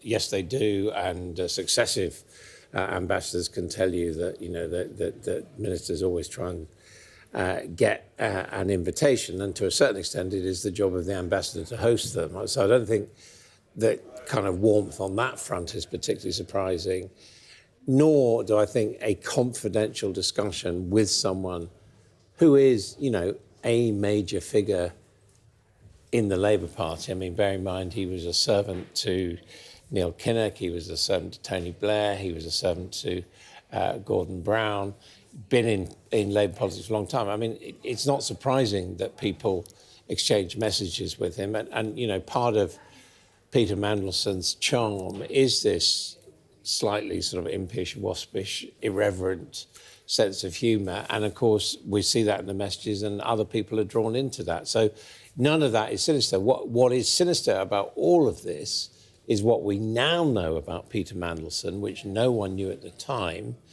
which was the extent of his relationship with Epstein and also the allegations that he was leaking government Darren information. Jones is on his feet, so we're going to listen into the Commons. Of the truly horrific crimes he committed against countless women and girls, and we hold them in our thoughts when discussing these issues again today. Mr. Speaker, the government has today laid the second tranche of documents. These were laid before the House in advance of this statement and are now on gov.uk for the public to see. The documents we are publishing today are one of the largest government publications ever laid before this House. This disclosure process has been wide-ranging, costing the Cabinet Office alone over £1 million. As the House knows, this was an official-led process, with judgments made by senior officials, and I am grateful for the careful work they have undertaken right up until today's publication. Whilst the first tranche dealt with Peter Mandelson's appointment, withdrawal and severance, this second tranche responds to the parts of the motion which requested communications and documents concerning his appointment and vetting, as well as messages between Peter Mandelson and ministers, special advisers and civil servants in the month prior to and throughout the duration of his appointment. Mr. Speaker, I recognise that the House will need sufficient time to review today's tranche in full, given the size of the publication. As we have just heard from the Leader of the House, that is why I have secured government time on Wednesday for a subsequent general debate, so that there is an opportunity for members to ask further questions after today's statement. To inform that debate and for clarity and accountability, I draw the House's attention to the methodology set out in the publication today. This explains in detail how the government undertook the disclosure process. I will not repeat that in full here today, Mr. Speaker, but I will make reference to a number of areas that I know the House has expressed an interest in previously. First, on redactions. In line with the motion, over 300 individual documents were referred under a process agreed between the government and the Intelligence and Security Committee. I can confirm that no material has been redacted on the grounds of prejudice to national security or international relations without the committee's approval. For clarity, all redacted material agreed with the ISC is labelled in the bundles today with 3 asterisks. Outside of this arrangement, this process does not change the important and well-established constitutional principle that national security and international relations judgments are ultimately for the government. I once again express my thanks to the Intelligence and Security Committee for their engagement in this process.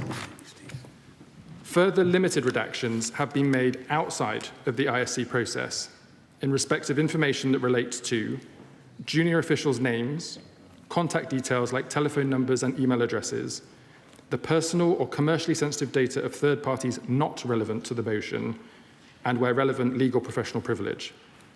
I would also like to confirm that no reductions have been made to references to Global Council, other than to protect the identity of individuals who worked there and are not themselves public figures. Officials have sought to be transparent in the material where the individual is a Global Council employee. No redactions have been made to references to Palantir and Anduril outside of the scope of the existing ISC redactions process, and no clear references to current or former UK politicians have been redacted on the basis of their being third parties. I can also confirm to the House that no government minister or special advisor has determined any of the redactions themselves. The redaction process has been overseen by Cabinet Office officials and, where relevant, in agreement with the ISC. The Cabinet Office Humble Address team has taken advice, in addition to this, from an independent King's Counsel, including reviewing the methodological approach followed by officials and acting on that to inform their work. This has helped ensure that the government is confident that its approach is compliant with the Humble Address and the government's legal obligations. These additional targeted redactions made outside of the agreed ISC process have been made in line with the Freedom of Information Act, the Ministerial Code, and the resolutions on ministerial accountability passed by both houses in 1997. This is important, Mr. Speaker, because it goes to the question of whether the government has complied fully with the Humble Address. That question should be answered in the context of the established rules and precedents that relate to humble addresses. If these rules were not relevant, then the Humble Address would have required extensive additional detail on the face of the motion dealing with these procedural issues. However, I do recognise the level of interest in the House in respect of these non-national security and international relations related redactions. And so, on the recommendation of the Intelligence and Security Committee, I can confirm that the Honourable Member for North Dorset, the Chair of the Public Administration and Constitutional Affairs Committee, has reviewed our approach to third-party redactions this morning. He has confirmed that we have applied the methodology set out in the document and that, in his view, the redactions are sensible, reasonable and proportionate. I thank the Intelligence and Security Committee for this recommendation and the Honourable Member for the additional reassurance he has provided on this point. Mr. Speaker, as the House is aware, the Metropolitan Police has also asked the Government to withhold some material in scope of the motion, which they considered could be prejudicial to their ongoing criminal investigation or any subsequent prosecution. This request remains in place, and I'm very grateful again to the Chair of the Public Administration and Constitutional Affairs Committee, with whom we have also shared this information in order to provide additional accountability of the Government's actions. I hope that members appreciate the need not to prejudice the investigation and understand that I will not be able to answer questions about certain documents which have been withheld. No responsible government would wish to undermine a criminal investigation and put at risk the justice that it seeks, and I'm sure the House will share this position. I can, however, Mr. Speaker, confirm that this material does include questions put to Peter Mandelson by the Prime Minister's then Chief of Staff and Peter Mandelson's responses. In addition, a small number of documents have been withheld at the request of the police, which fall broadly into the following categories. Firstly, national security vetting information. Secondly, conflict of interest process material. And thirdly, relevant internal correspondence with Peter Mandelson. Such information will, of course, be published at the conclusion of the investigation or at the point at which it would no longer be prejudicial to the police investigation to do so. Mr. Speaker, the documents published in the first and second tranches contain the entirety of the documents the Government has available for disclosure, except those few documents I have just referred to in relation to the Metropolitan Police. Members will no doubt have questions about what might be perceived to be missing messages and meeting notes, which I would like to address in turn. On messages that some might expect to be included, I can confirm that we have conducted multiple rounds of discovery from relevant ministers, special advisers and officials in line with the motion passed by the House. This has involved requesting searches of email, messaging platforms such as WhatsApp, and other related communication services on both work and personal devices. However, the House should note that some messages may not have been backed up where devices may have been changed, or disappearing messages were turned on for reasonable and permitted reasons, including before the dismissal of Peter Mandelson or the passing of the humble address, myself included. I do recall, Mr. Speaker, having some limited exchanges with Peter Mandelson over WhatsApp, including those I have already discussed in the media. But these conversations did not involve transacting government business and were in line with official guidance on the use of non-corporate communications channels at the time. Mr. Speaker, I also share the view put by the Intelligence and Security Committee to the House that there are lessons for the civil service to learn in respect of better note-keeping, archiving, and the use of appropriate levels of secure IT systems in the future. The Government has already committed to a review of the use of non-corporate communications channels, the terms of reference for which we will shortly publish, taking into account the concerns that have been raised in this House and the 2 tranches of documents we have published in response to the humble address. I will, of course, keep the House updated as we progress that work. Mr. Speaker, I will now turn to the material relating to Peter Mandelson's national security vetting process. I can confirm that the vetting process summary and recommendation that was put by UK security vetting officials to the Foreign Office has been shared with the Intelligence and Security Committee. This was shared for the purpose of agreeing redactions as part of the agreed process so that it can be published when we are in a position to do so. What hasn't been shared is the highly sensitive personal data inputs collected during the interview process. These could, for example, relate to how much money an individual might have in a particular account or who a person may have had a personal relationship with in the past. Mr. Speaker, if those participating in the vetting process cannot trust that the information they feed into that process is confidential, it will harm the integrity of the whole system. Anything less than full candour would be hugely damaging and be profoundly negative for our national security. This would be felt by this and future governments and ultimately by the British people. As such, sharing this data for any person undergoing developed vetting would undermine the very basis of our national security vetting system. Mr. Speaker, this is the 10th update to the House on this matter that I have provided. And with the exception of the small number of documents that are withheld at the request of the police, which we intend to publish when the police are content for us to do so, the government now considers that it has duly discharged the duties set out in the humble address. I will, however, return to the House for the general debate on Wednesday to provide a further opportunity for colleagues to ask questions. And on that basis, Mr. Speaker, I commend the statement to the House. Opposition Secretary of State, Alex Burkhardt. Thank you very much, Mr. Speaker. I thank the Chief Secretary to the Prime Minister for advance sight of his statement. Though if the story in the Times is to be believed, he may be positioning himself to be the chief successor to the Prime Minister. I also thank him for giving me advance sight of the material that was published today, which I was fortunate enough to see this morning. However, it is very important to put on record that only a very few members of this House were able to see it this morning. It was available at 9:30, and yet it was only published at 2 o'clock. And yet here we are today with honourable members of the House not having had a chance to read it, and yet being expected to ask the right honourable gentleman questions. Now, I know the response will come that we're going to have a general debate on Wednesday. But as honourable members opposite will know, in a general debate, if the Minister chooses not to take interventions, there is no scrutiny at all. You know, this is, at worst, obfuscation. This is an attempt to deny scrutiny in a way which is unnecessary. The documents should have been published at 9:30 this morning in advance of this statement. It was on the news. The case of Peter Mandelson's appointment remains of the utmost national importance, simply because it touches on national security and on the Prime Minister's honesty, integrity and competence. In the material before us today, I want to make two basic points. The first is about disclosure, and the second is about the process by which Peter Mandelson was appointed. On disclosure, although we have a huge number of documents, it is clear that very many are missing. Some have been withheld, some have been lost, and it's clear that some have probably been destroyed. Because of the approach the government has taken, however, it is impossible for honourable members to know which documents fall into which category. We're told that the Metropolitan Police has requested that certain documents be retained, but the government has refused to tell us which documents are being retained. I respect the fact that the right honourable gentleman has told us about 3 broad categories now. This is progress. We did ask for those categories some time ago. We were told we couldn't have them, but it turns out we can have them.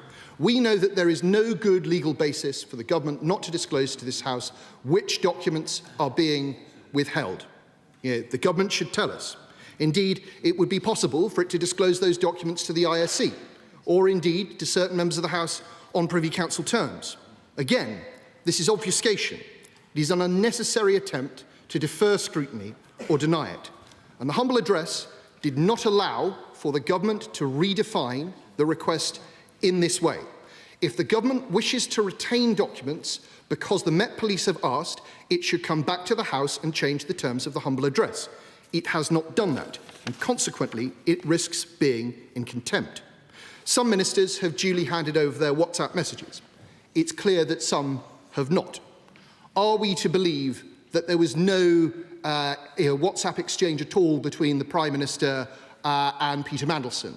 We know that there were, because it's been reported in the press, and yet those messages, the messages that were reported in the press do not appear in the release today. It is clear that some messages have gone missing. It is also the case that in all of these documents, the Prime Minister's presence is almost non-existent. Almost non-existent.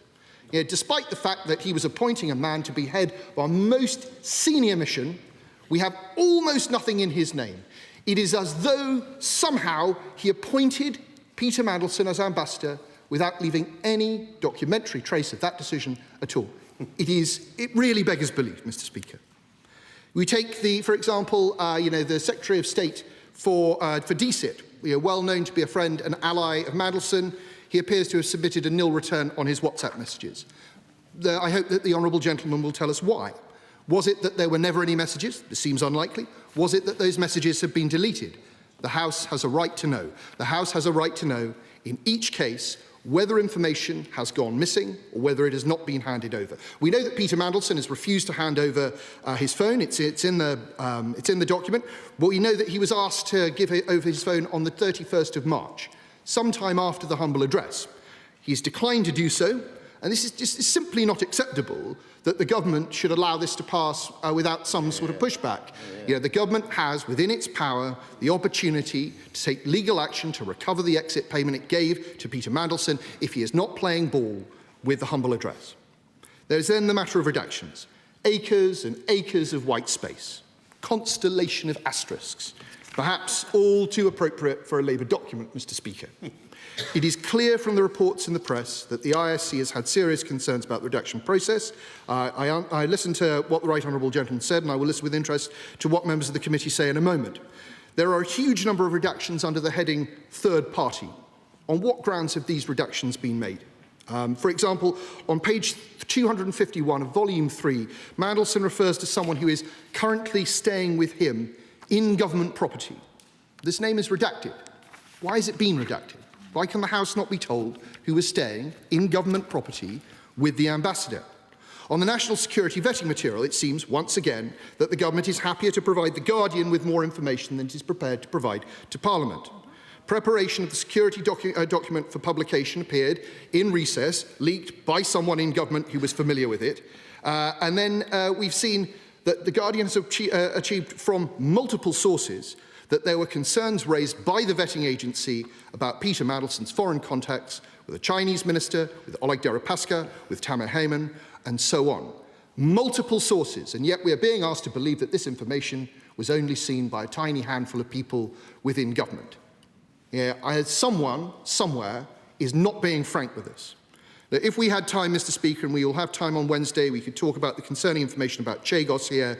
We could talk about the fact that Peter Mandelson, after he had been appointed, asked whether he could do paid work in Shanghai, on a private basis. We could talk about the fact that Peter Mandelson wrote to the then Foreign Secretary saying, if you were indeed minded to appoint me, I would make sure you never regret it. But the truth is that we must return once again to the process by which Peter Mandelson was appointed. And everything in the documents today show that the Prime Minister did not follow the instructions he was given by the then Cabinet Secretary on the 11th of August 2024. He was told to get security vetting done before the appointment was confirmed, and this the Prime Minister did not do. And he was asked to do that because the Prime Minister had been provided with a due diligence document by the Cabinet Office which said that Peter Mandelson had an ongoing friendship with Epstein after Epstein had been sent to prison, the fact that Mandelson had been a director of a Russian defense company which had supplied arms to Putin during Putin's invasion of Crimea, and the fact that he had maintained unhealthy business relations in China. And yet, despite this, the Prime Minister did not get the security vetting done before he made the appointment. He went ahead and made it anyway, and then the rest of the system was scrabbling around afterwards to try and make up for this error. But it was his error. It was clear that due diligence was not followed. It is a failure that is visible from space. It is a failure that will define this Prime Minister's premiership. It is a failure that will be written as his political epitaph. Secretary Jones. Mr. Speaker, and I thank the honourable gentleman for his questions. I think there were three broad questions, one on access to the documents today, second on what documents are available or not, and the third on the redactions process. In terms of access to the documents, Mr. Speaker, as I said to the House in the urgent question before the recess, I've been very mindful of the fact that given the significant number of documents being published today, that we wanted to create as much time as possible for the House to scrutinise them and to be able to ask the government questions. I agree that had I published these documents 45 minutes before standing up to give a statement for 45 minutes, that would have been insufficient in the circumstances. And I hope that he welcomes the lengths that I and the government have gone to, not just to provide these in advance today to himself, but also the Leader of the Opposition, the chairs of the relevant select committees and other stakeholders, but also by publishing them at a much earlier time compared to normal before the debate today, and then securing a general debate on Wednesday. In respect of the documents that are available, as I said in my statement, Mr. Speaker, this tranche plus the first tranche of documents represent the entirety of the documents that the government has available for disclosure, except for those that have been made available to the Metropolitan Police. He has invited me to list those documents given to the Metropolitan Police. As I've said from the dispatch box before, Mr. Speaker, I'm acting on the advice of the Metropolitan Police in not being able to do that, but I'm pleased that he welcomes the commitment we have secured from them to give a little bit more shape to that today with the categories of documents that are being held. I would remind the honourable gentleman, and indeed the House, that we have also shared the documents directly with the Chair of the Public Administration Committee so that there is an additional check and balance within Parliament without being able to share these documents more widely until the Met Police tell us. He also asked me, Mr. Speaker, about notification of the Prime Minister's decision to appoint Peter Mandelson as ambassador. I would refer him to the first tranche and the document from his Principal Private Secretary in number 10 communicating that decision both to the Foreign Office and to the Palace. And then finally, he asked me about the redactions process, which I think I set out in detail in my statement, Mr. Speaker, which was predominantly with the Intelligence and Security Committee where it relates to national security or international relations, and then second to non-national security redactions in line with established process and precedent, with the additional check provided this morning, again by the Chair of the Public Administration Committee, in relation to third parties, for which he has confirmed, I understand it, that he's happy with the process the government has followed. Dame Emily Thornbury, Chair of the Foreign Affairs Select Committee. Thank you very much, Mr. Speaker. And can I begin by thanking the Minister for giving me access to the papers at 9:30 this morning.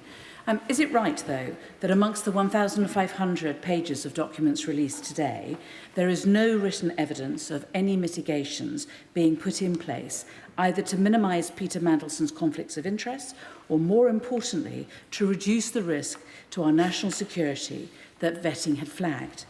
Due to his close connections with Russian oligarchs, senior Chinese officials, retired Israeli spy masters, and a debt of £1 million to buy shares in a secretive Israeli startup. Can the Chief Secretary please tell us, are we going to see such documents later because the police have got them, or do they just not exist at all? Can I thank the Honourable Lady for her question? And without inadvertently being able to name specific documents, I'm afraid the best I can say to her today in relation to those potential conflicts of interest is that, as I made clear in my statement, that nature of document has been made relevant from the Metropolitan Police's perspective in terms of their criminal investigation. Lisa Smart, Liberal Democrat spokesperson. Very much, Mr. Speaker, and I thank the Minister for advance sight of his statement, as well as members of the ISC and the member for North Dorset for their work on this matter. I want to acknowledge, again, the women and girls who found the courage to come forward about the abuse they endured at the hands of rich and powerful men. As we continue to discuss this, we must remember that those women are owed justice. When Peter Mandelson was appointed, UK security vetting advice was overridden. The then FCDO Permanent Secretary suggested that he was subject to constant pressure, and there's a line in today's files suggesting that senior people had expressed interest that the vetting process goes smoothly. Given the Minister's repeated assurances that there was no pressure from government relating to vetting, what does the Minister think that line refers to? We now know that Cabinet Ministers were privately praising and flattering Mandelson from before his appointment all the way to after his dismissal. Senior ministers showed a staggering lack of judgment.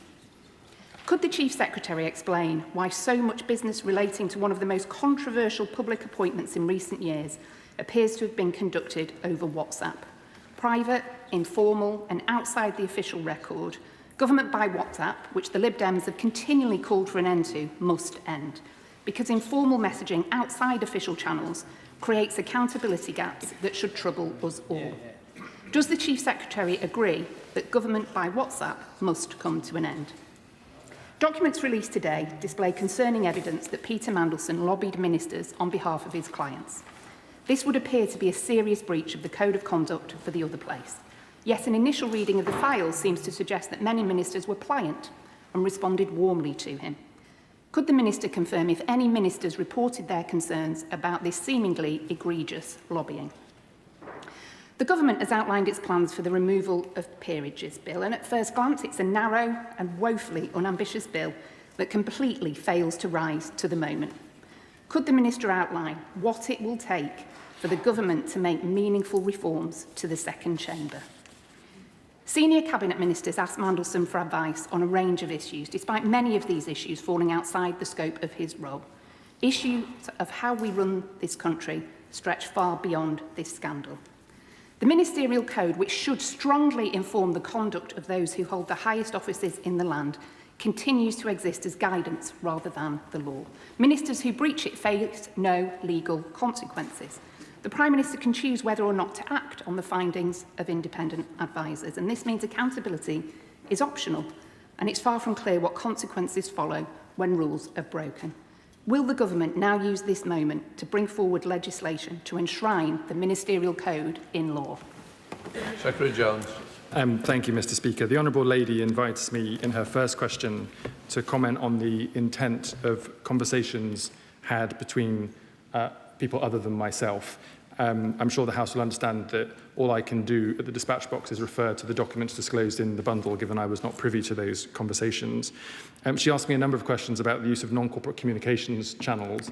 The guidance is very clear that non-corporate communications channels can be used, but where government is being transacted, the decision then needs to be recorded on official government channels.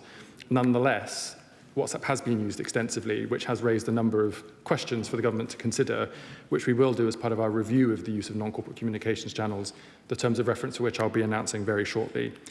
She then asked me about the peerages bill, which of course was confirmed in the King's speech recently, which we will be bringing forward in due course. We share the ambition to use this as a piece of legislation to modernise the House of Lords in respect of peerages who have brought the House into disrepute. And she asked me again about putting the Ministerial Code on a statutory footing. And as we've exchanged a number of times across the dispatch box, I would just point to the fact that the changes this government has already made have proven to be effective, given a number of ministers have had to resign. Chair of the JCNS, Matt Weston. Thank you, Mr. Speaker. I think any of these cases that are clearly a real risk to national security should alarm everyone around this House. I think back to some of the questions, Mr. Speaker, will recall that I put to then Prime Minister Johnson about his relationship with Alexander Lebedev, for example. But hearing about the case of Oleg Deripaska with George Osborne and, of course, Peter Mandelson as well, and these other characters, as has been set out, is deeply concerning. The point I want to just land on is about the non-corporate communications channels and the IT systems. And I'm delighted to hear that the government is actually reviewing this. But it is a matter of urgency because it has become the norm, really, for civil servants and for those in government, previous governments as well, to use the likes of WhatsApp as the normal operating system. When will that review be published? Can I thank my honourable friend for his question? The first part of his question, I think, goes to the point I've made in my statement about the importance that the developed vetting interviews must be allowed to be done in full confidence, because we do need to ensure that when people are joining the government in that DV interview, that they are fully transparent with the government about any relationships they may have with individuals. In relation to the review on non-corporate communications channels, I'm hoping to be able to announce the terms of reference very shortly. Sir Edward Lee, the Father of the House. As far as the House of Commons generally is concerned, this whole statement is fairly meaningless because it's impossible to question on the hundreds of pages on the basis of reading documents for a few minutes. So will the Minister undertake, when he opens this debate, because so many of these general debates, frankly, are damp squibs, will he undertake actually to answer every single question put to him by that time? And I see he's nodding, that's very helpful. In my experience, these scandals are always made much worse, not by the original scandal, but by any sense of covering up. So I'm sure the Minister will want to be completely open. And therefore, listening to the opposition spokesman, it's strange that the Prime Minister seems to have so little involvement in this whole affair. I'm reminded of the wartime film, The Man Who Never Was. Does this sum up this premiership, The Man Who Never Was? Secretary Jones. I look forward to engaging with the right honourable gentleman in the general debate on Wednesday, where, of course, I commit to the House to do my best to answer questions that are put to me. In respect of the Prime Minister's communications, I would just point out to the House that Prime Ministers don't sit at computers sending emails from Outlook. They have officials who action their decisions on their behalf, which is what is represented in the disclosure. Rachel Maskell. Thank you, Mr. Speaker. It seems that Mr. Mandelson's business interests permeated every aspect of government. This afternoon we are to debate the health bill, of which we'll be debating the federated data platform, of which Clearly, Palantir, a client of Peter Mandelson, will have a specific interest written, hardwired into the bill. And we are expected to vote on that without seeing the full documentation and having time to digest it. So can he set out exactly what the relationship was between Mr Mandelson and Mr Teal, and if that was disclosed in the interview process? Secretary Jones. I'm afraid, Mr Speaker, I'm not here at the dispatch box to speak on behalf of Mr Mandelson, and I was not in the developed vetting interview process, nor have I seen that information. So I'm afraid I can't answer the specific questions the Honourable Lady asks me. What I would, though, do is point her to the relevant comments in my statement, where the government has gone to lengths to ensure that references to Palantir have not been disclosed in the document in line with normal commercial process, given the level of interest and respect of that company here in the House. Sir of Packak, Simon Hall. Thank you, Mr Speaker. Mr Speaker, first may I, through the Chief Secretary, thank all of the officials at the Cabinet Office who dealt with this in a very thorough, professional and, as far as I'm concerned, very courteous way, and for that I am grateful. Casting forward, it's probably perfectly correct that a Prime Minister should be able to make a political appointment to an ambassador's position. But there seem to be two key lessons that need to be learned here, and I wonder if the Chief Secretary could say a word or two on both. The first is that vetting should be, as a matter of course, conducted prior to making public an announcement of appointment. The second is that there does seem to be confusion, and the earlier pages of Volume 1 published today indicate this, as to what weight and status being either a member of the Privy Council, the House of Lords, a former member of the Cabinet, gives to what type of vetting is required. Can you assure the House that that key lesson has been learned and the very clear direction has been given to those who are charged with that important and sensitive job, know precisely how to do it, when to do it, and to make sure that there is a level playing field as far as the applicant is concerned? Secretary Jones. Thank you, Mr Speaker, and can I again thank the Honourable Gentleman for his support as Chair of the Public Administration Committee in providing oversight on behalf of Parliament of the government's processes. The first question in relation to security clearance being concluded before announcement, he is right. That is something that the government has learned as part of this process, and that policy has already been changed. The second question he asked me, Mr Speaker, is represented in this bundle by there being an uncertainty about how existing developed vetting policy applies to those who may be a member of the Privy Council and or a member of the House of Lords, given that ministers are not put through the DV process, because that would be an undemocratic interference of the electorate in a democratic process, which could be overturned by unelected civil servants. The documents show that the government came to the right conclusion that Peter Mandelson should go through DV clearance, even though he was a member of the House of Lords and a Privy Councillor. But the documents do show that there was some uncertainty about that, and I agree with him that we should now strengthen the guidance to make sure that that's clear in the future. Stella Crease. Thank you, Mr Speaker. The challenge for all of our constituents is that every time this subject comes up, they cannot shake the sense that Peter Mandelson's business interests hang like a grubby layer across decision-making in this government. And I know the Minister will want to challenge that and the concern that his behaviour was a symptom rather than the cause of the problem that we face.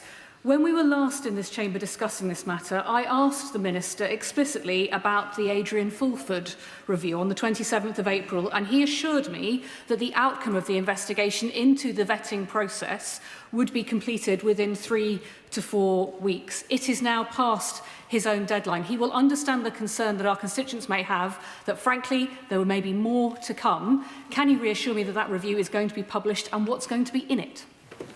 Secretary Jones. The Honourable Lady is right to pull me up, Mr Speaker, that review has not yet concluded on the timescale that I had hoped for initially. Adrian Fulford is conducting the review at the moment and knows that we want to be able to report on it very shortly. I can't tell the House what's in it yet because I've not seen it, but as soon as I've received it, I will return to the House. Luke Taylor. Thank you, Mr Speaker. The documents show that in July 2025, Peter Mandelson contacted Number 10 to suggest that the Prime Minister should make time to meet Peter Teal while he was in London. Peter Mandelson described him as a celebrated techie, and this followed the meeting in February 2025 with Palantir in Washington. So, firstly, can the Minister confirm whether that meeting happened? Secondly, can he confirm that if it's the view of the government, expressed unchallenged by their former ambassador to the US, that a man who described Nazi Carl Schmitt as a major influence on his thinking, and who also said that freedom and democracy are incompatible, is indeed just a celebrated techie? And finally, can he confirm that the government will review all links and contracts between the government, the NHS and police with Palantir following the revelations around Mandelson, Global Council and Palantir? Secretary Jones. Thank you, Mr. Speaker. In relation to the specific question about whether there was a follow-up meeting further to that request, I do not know the answer, so I'm not going to make an assumption one way or another. But if the honourable gentleman tables a parliamentary question, I'm sure we'll be able to check and confirm for him. He then asks me about Peter Thiel. I'm not going to take the opportunity to give personal views about Mr. Thiel, but his are on the record.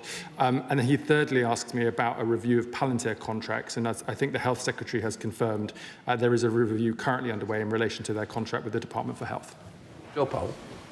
Thank you, Mr. Speaker, and I thank the Chief Secretary for his statement. He's talked before about the potential implications for vetting, for due diligence, and today about non-corporate communications. But can I ask about one further area of reforms that I know ministers are keen to improve on, which is our lobbying transparency regime, and ask when the House might expect to hear some progress or thoughts to how we could make that more effective and consider the learnings from this episode?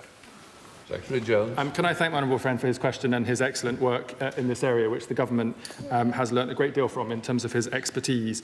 The House knows, Mr. Speaker, that this area, alongside the other areas in relation to non-corporate communications channels, peerage removal in the House of Lords, as well as lobbying and transparency and the work of the Ethics and Integrity Commission, is a portfolio of work that the government is in the process of reviewing. Now that we have completed the publication of the second tranche of these documents, I know that we'll want to accelerate our work on those subsequent areas of review, and I look forward to coming back to the House with an update in due course.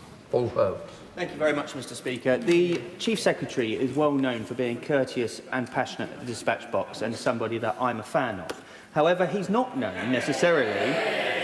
This is where it's bad. He's not known necessarily for answering everybody's questions when they ask them. So in relation to the question laid by the Father of the House, asked by the Father of the House, can I ask him whether he will commit to opening the debate on Wednesday and, with the leave of the House, close it so that every member of this House can ask him the questions?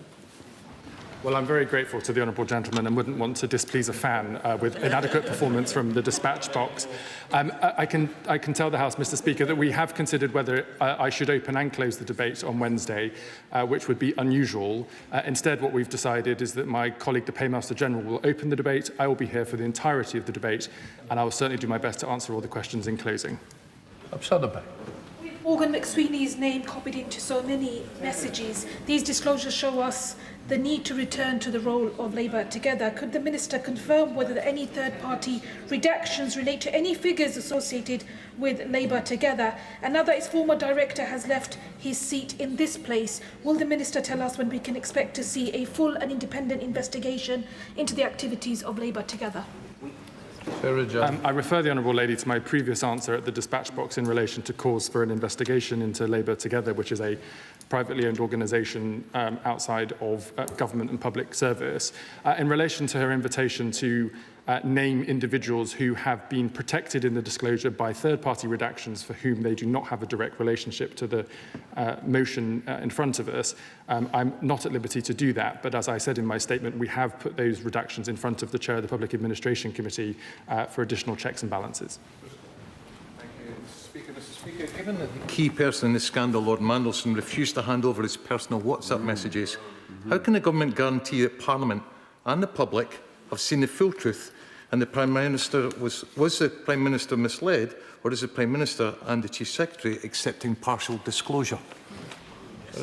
I would gently remind members from the SNP that I think Nicola Sturgeon was very effective at deleting messages during the COVID inquiry.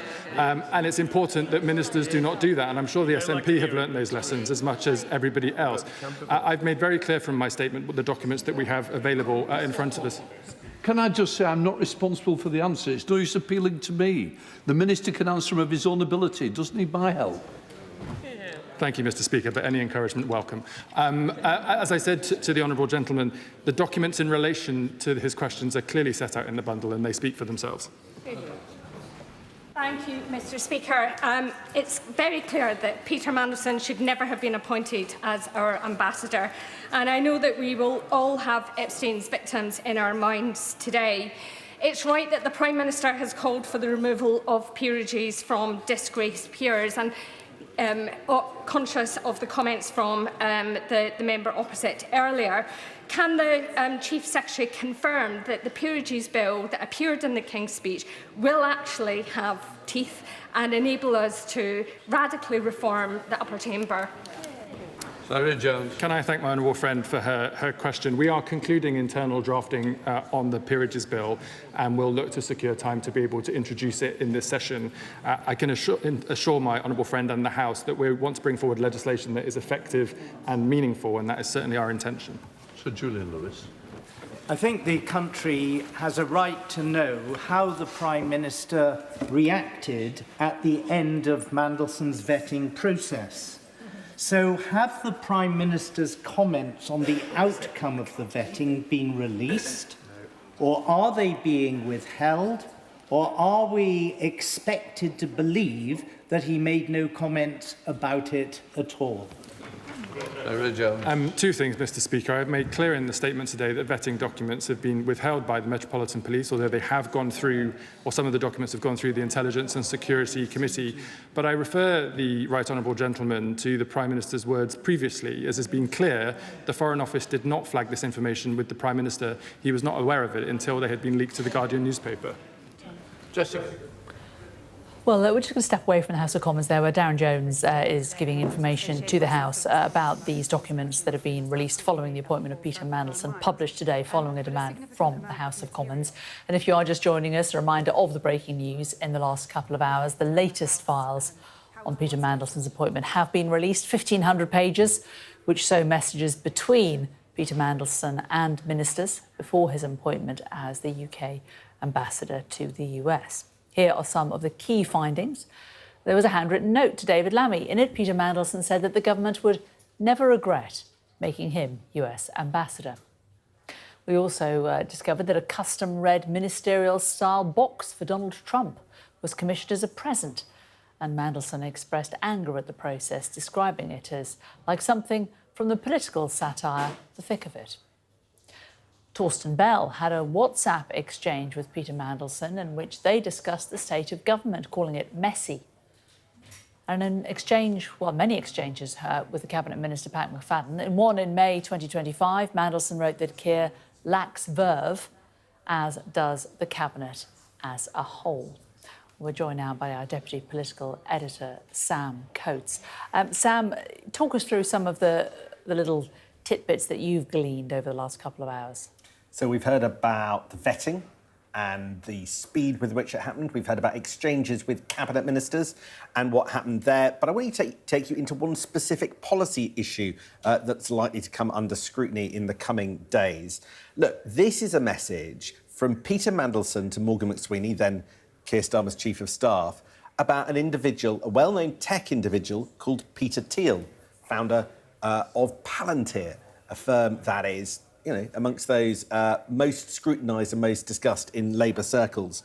And here you have Peter Mandelson writing to Morgan McSweeney in the summer of last year, going, the celebrated techie Peter Thiel is in London until August the 9th. I don't know whether you have been approached already, but would the Prime Minister like to meet him? Now, the context of this message is important, but because before Peter Mandelson became the ambassador to Washington, he worked for a firm called Global Counsel, and Palantir was one of the firm's clients until it closed down more recently. Now, we had expected the government to put mitigations in place to make sure that there was no conflict of interest, to protect the government's interests, as it were, not just accusation of wrongdoing against Peter Mandelson. We were expecting those mitigations to protect the government's interests. But here you have Peter Mandelson writing directly to the Prime Minister's Chief of Staff to suggest that the PM meets Peter Thiel. And as part of the disclosures, there's also this memo from March of last year. It's an email to Peter Mandelson from what looks like Palantir, suggesting that Ambassador Mandelson, Peter Mandelson, comes to their forum, to their conference, and to their dinner. He is coming with Louis, and we are very lucky he is Louis, presumably being Louis Mosley, the UK head of that organisation, and Ambassador suggesting that Peter Mandelson grabs coffee, in the words of this email. Again, that raises questions about the closeness between Peter Mandelson and a firm that he used to represent when he was in the private sector. The subject of Palantir is sort of clickbait amongst Labour left and is being scrutinised carefully by left-wing parties like the Greens. They will ask whether or not there has been a conflict of interest through all of this stuff, whether the government should not have put in place better protections to make sure that probably this precise thing didn't happen. And you just heard that raised a couple of times in the Commons from MPs worried about what this tells us. Sam, thanks very much. Well, let's bring in political commentator Adam Bolton, who is with us now as well. And Adam, what do you think is the key thing that you're taking away from what we've heard today? Is it the Pat McFadden conversations and his views about the conversations he was listening to in the Labour Party? Yes, I think it is going to be that very frank, straightforward discussion, an honest discussion, but a private discussion between Pat McFadden, who are old colleagues from the Blair years, about the way the government's going. But I'm seeing already on social media, people are constructing slates with this quote from Pat McFadden in those exchanges. Every meeting I have is, who can we tax in order to pay benefits to others? Now, that is very much the way in which the government's critics on the right have characterised the government. But here you've got a senior minister actually saying that's what's going on. So this will be referred to again and again in political debate. Some people are already saying it's a bit similar to Liam Byrne, who you may remember left that note for the incoming coalition government saying in the Treasury saying, I'm sorry, there is no money left. I mean, it's just a caricature of Labour in its own words, which is, you know, very politically damaging. And it's something that the right will seize upon and will anger a number of people in the Labour Party. But it'll also be something that will appeal to a certain number of Labour voters. Well, it might appeal to Labour voters. I don't think it will appeal to Labour MPs, particularly those on the so-called soft left, that this is how Pat McFadden views them, that he thinks that basically they're asking the wrong questions, they don't understand, they think their job is about taxing, to quote, spend it on benefits. He would just say, that's completely wrong. And of course, it's something, the principle, not that what people are saying, that Tony Blair in his essay last week also said was untenable. It also comes at a point, probably just months before the budget, where the headline announcement was scrapping the two-child benefit cap. So Pat McFadden picking up on one of the big debates inside government and suggesting that perhaps his sympathy would go a different way, because that was another example of welfare spending which the Tories alleged was essentially taking money of working people in order to give it to and it speaks to the divide at the heart of the Starmer government, as so much of this stuff does.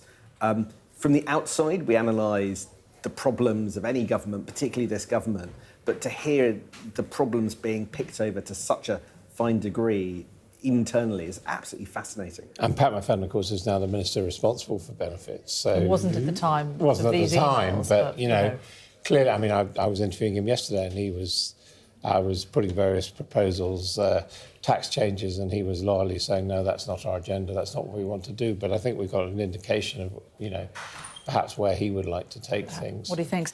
In terms of chaos at number 10 and divisions, Sam and Adam, there was also an exchange from Peter Mandelson being really critical about number 10, saying they don't work as a team, they're not led, and none of them really know what Keir thinks or wants. In fact, most of them don't think Keir knows what he wants. I mean, perhaps no surprise that Mandelson was slightly dismissive of Keir Starmer, but it's brutal in black and white, isn't it? Well, I've only got to say I have heard that from Labour parliamentarians repeatedly. I mean, that appears to be the considered view on those 2 points. One, that there doesn't seem to be much direction coming from the Prime Minister, and two, that the Downing Street operation is not settled, is not working, is not happy. And of course, there's been a lot of turnover there in terms of personnel. Well, let's bring in John McTernan now, who's a former Labour advisor and is able to join us now. Interesting to get your thoughts at this juncture, John. I mean, what do you think about? Well, let's rewind back to welfare first of all, and Pat McFadden's comments about welfare and the Labour Party just basically seeming to exist to work out how they can tax some people to give benefits to others. To be honest, at the moment, the entire purpose of the state is to raise taxes on working people to give welfare to pensioners. That is the huge and fastest growing part of our welfare bill. And it's good to see people commenting on this to say there's an issue about tax for welfare. The welfare bill that needs to be dealt with is not disabled people, some of the most disadvantaged in our country. It's not young people. It's not people on universal credit who are in poverty despite working. It is actually the pension issue. So what you see in a way is the infantilism of discussion around policy. Labour MPs were opposing at the time of these emails, like things like taking £5,000 a year away from disabled people, people with disabilities, people who are, everybody knows, are those who are most disadvantaged in our country, and to glibly talk about welfare in this way. We know the fastest growing bit of welfare is pensions. We won't talk about it. We won't touch the triple lock. We won't do any of that. Fair enough, but don't have this conversation about no one being realistic, no one facing up to big challenges.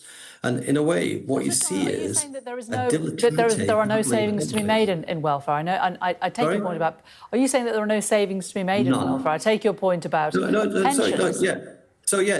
Pensions. Give me your pension proposals, then I can talk to you about the rest of it. People on universal credit are... I'm saying, I give you your point about pensions. What, for example, the reports we've seen about so many people being given cars for disabilities, for example, do you not think that there's scope there for savings? Can you show me a single person who receives a car that helps them get to work that shouldn't have a car to get to work if they've got a disability? PIP is a benefit to support people to work. The government says from time to time it cares about people getting into work. PIP is paid to support people, and a car is an essential mobility. In most parts of the country, we don't have London Transport, don't have the buses, don't have TfL, don't have all the support. You have to get to work with a car. And if you've got a disability, the car needs an adaptation. So Motability is one of the most efficient things. We've been running since the 60s. One of the most efficient things we have to provide welfare and also to support our car industry. They buy British cars. So look, I think there's lots and lots of clickbait discussions about the challenges facing the country. And these WhatsApp messages, a lot of them are very clickbaity. What do you feel about the fact that the person making some of these comments, Pat McFadden, is now in charge of welfare? I trust Pat. I trust Pat's instinct. I trust Pat to do the right thing. I think the issue is, what is somebody who's not a minister and not an advisor, and actually, as we now know, a person who stayed in a paedophile's home, a convicted paedophile's home, because that home was empty because the convicted paedophile was serving a sentence. Why is somebody like that making comments on Labour Party policy and talking to ministers in this way, talking to advisors in this way, talking to a range of people involved in policies in this way? A man who was unfit for public office, who achieved public office in a way that's being investigated and looked at. But I just find, I mean, my flesh crawls. But let's take the example of him dumping on West Streeting. West Streeting correctly said the Labour Party were taking the wrong position as a government and a party over Gaza. 70,000 Palestinians killed, and Labour couldn't bring themselves to actually back the Palestinians, the rights of people in Gaza. And Peter Mandelson, just infantile in his comments on that. So what you see is a real revelation into the mind of Peter Mandelson, but also a real revelation into the poverty of thinking and politics at the heart of a Labour government. What does it reveal about the Labour Party, though, if they made him US ambassador? Look, we've been over this before. Unconscionable. How on earth, again, I'll repeat myself, how on earth could a man who spent the night in a convicted paedophile's house that was empty because the convicted paedophile was serving a sentence, a plea bargain sentence, in which he bargained himself down to being imprisoned for trafficking girls for prostitution. I've no idea who or anybody who was involved in that conversation, involved in that appointment, was thinking at the time. And look, people have made resignations, but it goes to the heart of dysfunction. A government that wouldn't discuss ideas, as Tony Blair was saying last week, a government that's made so many big mistakes on welfare, huge mistakes on welfare, doing things that weren't in the manifesto, whether it's winter fuel payments or whether it's disability payments, and this ongoing conversation with a member of staff, not an advisor, not a politician, not an MP, but a member of staff who've been appointed for one purpose, but seem to want to be everywhere. And the idea that Peter Thiel, who in all the opinions I've ever seen expressed by him, is an enemy of progressive politics, an enemy of the Labour Party, an enemy of the Labour government, an enemy of civil society in the United Kingdom, that person should be put anywhere near Keir Starmer, that to me is outrageous. And yet he was, and his assessment of what was going on at Number 10 is pretty brutal, isn't it? Talking about the press team there, saying that they don't work as a team, they're not led, and none of them really know what Keir thinks or wants. In fact, most of them don't think Keir knows what he wants. I mean, this is incredibly damaging for the Labour Party, is it not? Well, it's very, very damaging, and you can dance around all this, and you can say, if only the Emperor gave some direction. If there was such a thing as Starmerism, we'd know about it. If there was such a thing as a vision, we'd see it. If there was such a thing as a direction, we'd be going in that direction. And in the end, all we are seeing, in a way, in this cache of emails, as we do the previous cache of things, this is the consequence of weakness at the centre. We're seeing it because the wrong decision was made, but it's one of so many decisions. And in the end, I always say this, nothing that the Labour Party has done in government, nothing Labour government has done, has gone wrong when it's been in the manifesto. Nationalising railways, popular. Renters' rights, popular. Workers' rights, popular. The things which are a disgrace and disgust to the movement, the Labour movement, are the things that weren't in the manifesto. Not lifting the two-child limit, imposing the cuts on disability payments, actually cutting the welfare, the winter fuel payment for 9 million people, appointing Peter Mandelson. All the errors of this government have been from the centre, and they were done because they weren't in the manifesto. They're not Labour. So my view has always been, if Labour could only be Labour again, we'd be in a so much better position. John McTernan, interesting to get your thoughts today. Thank you very much for that.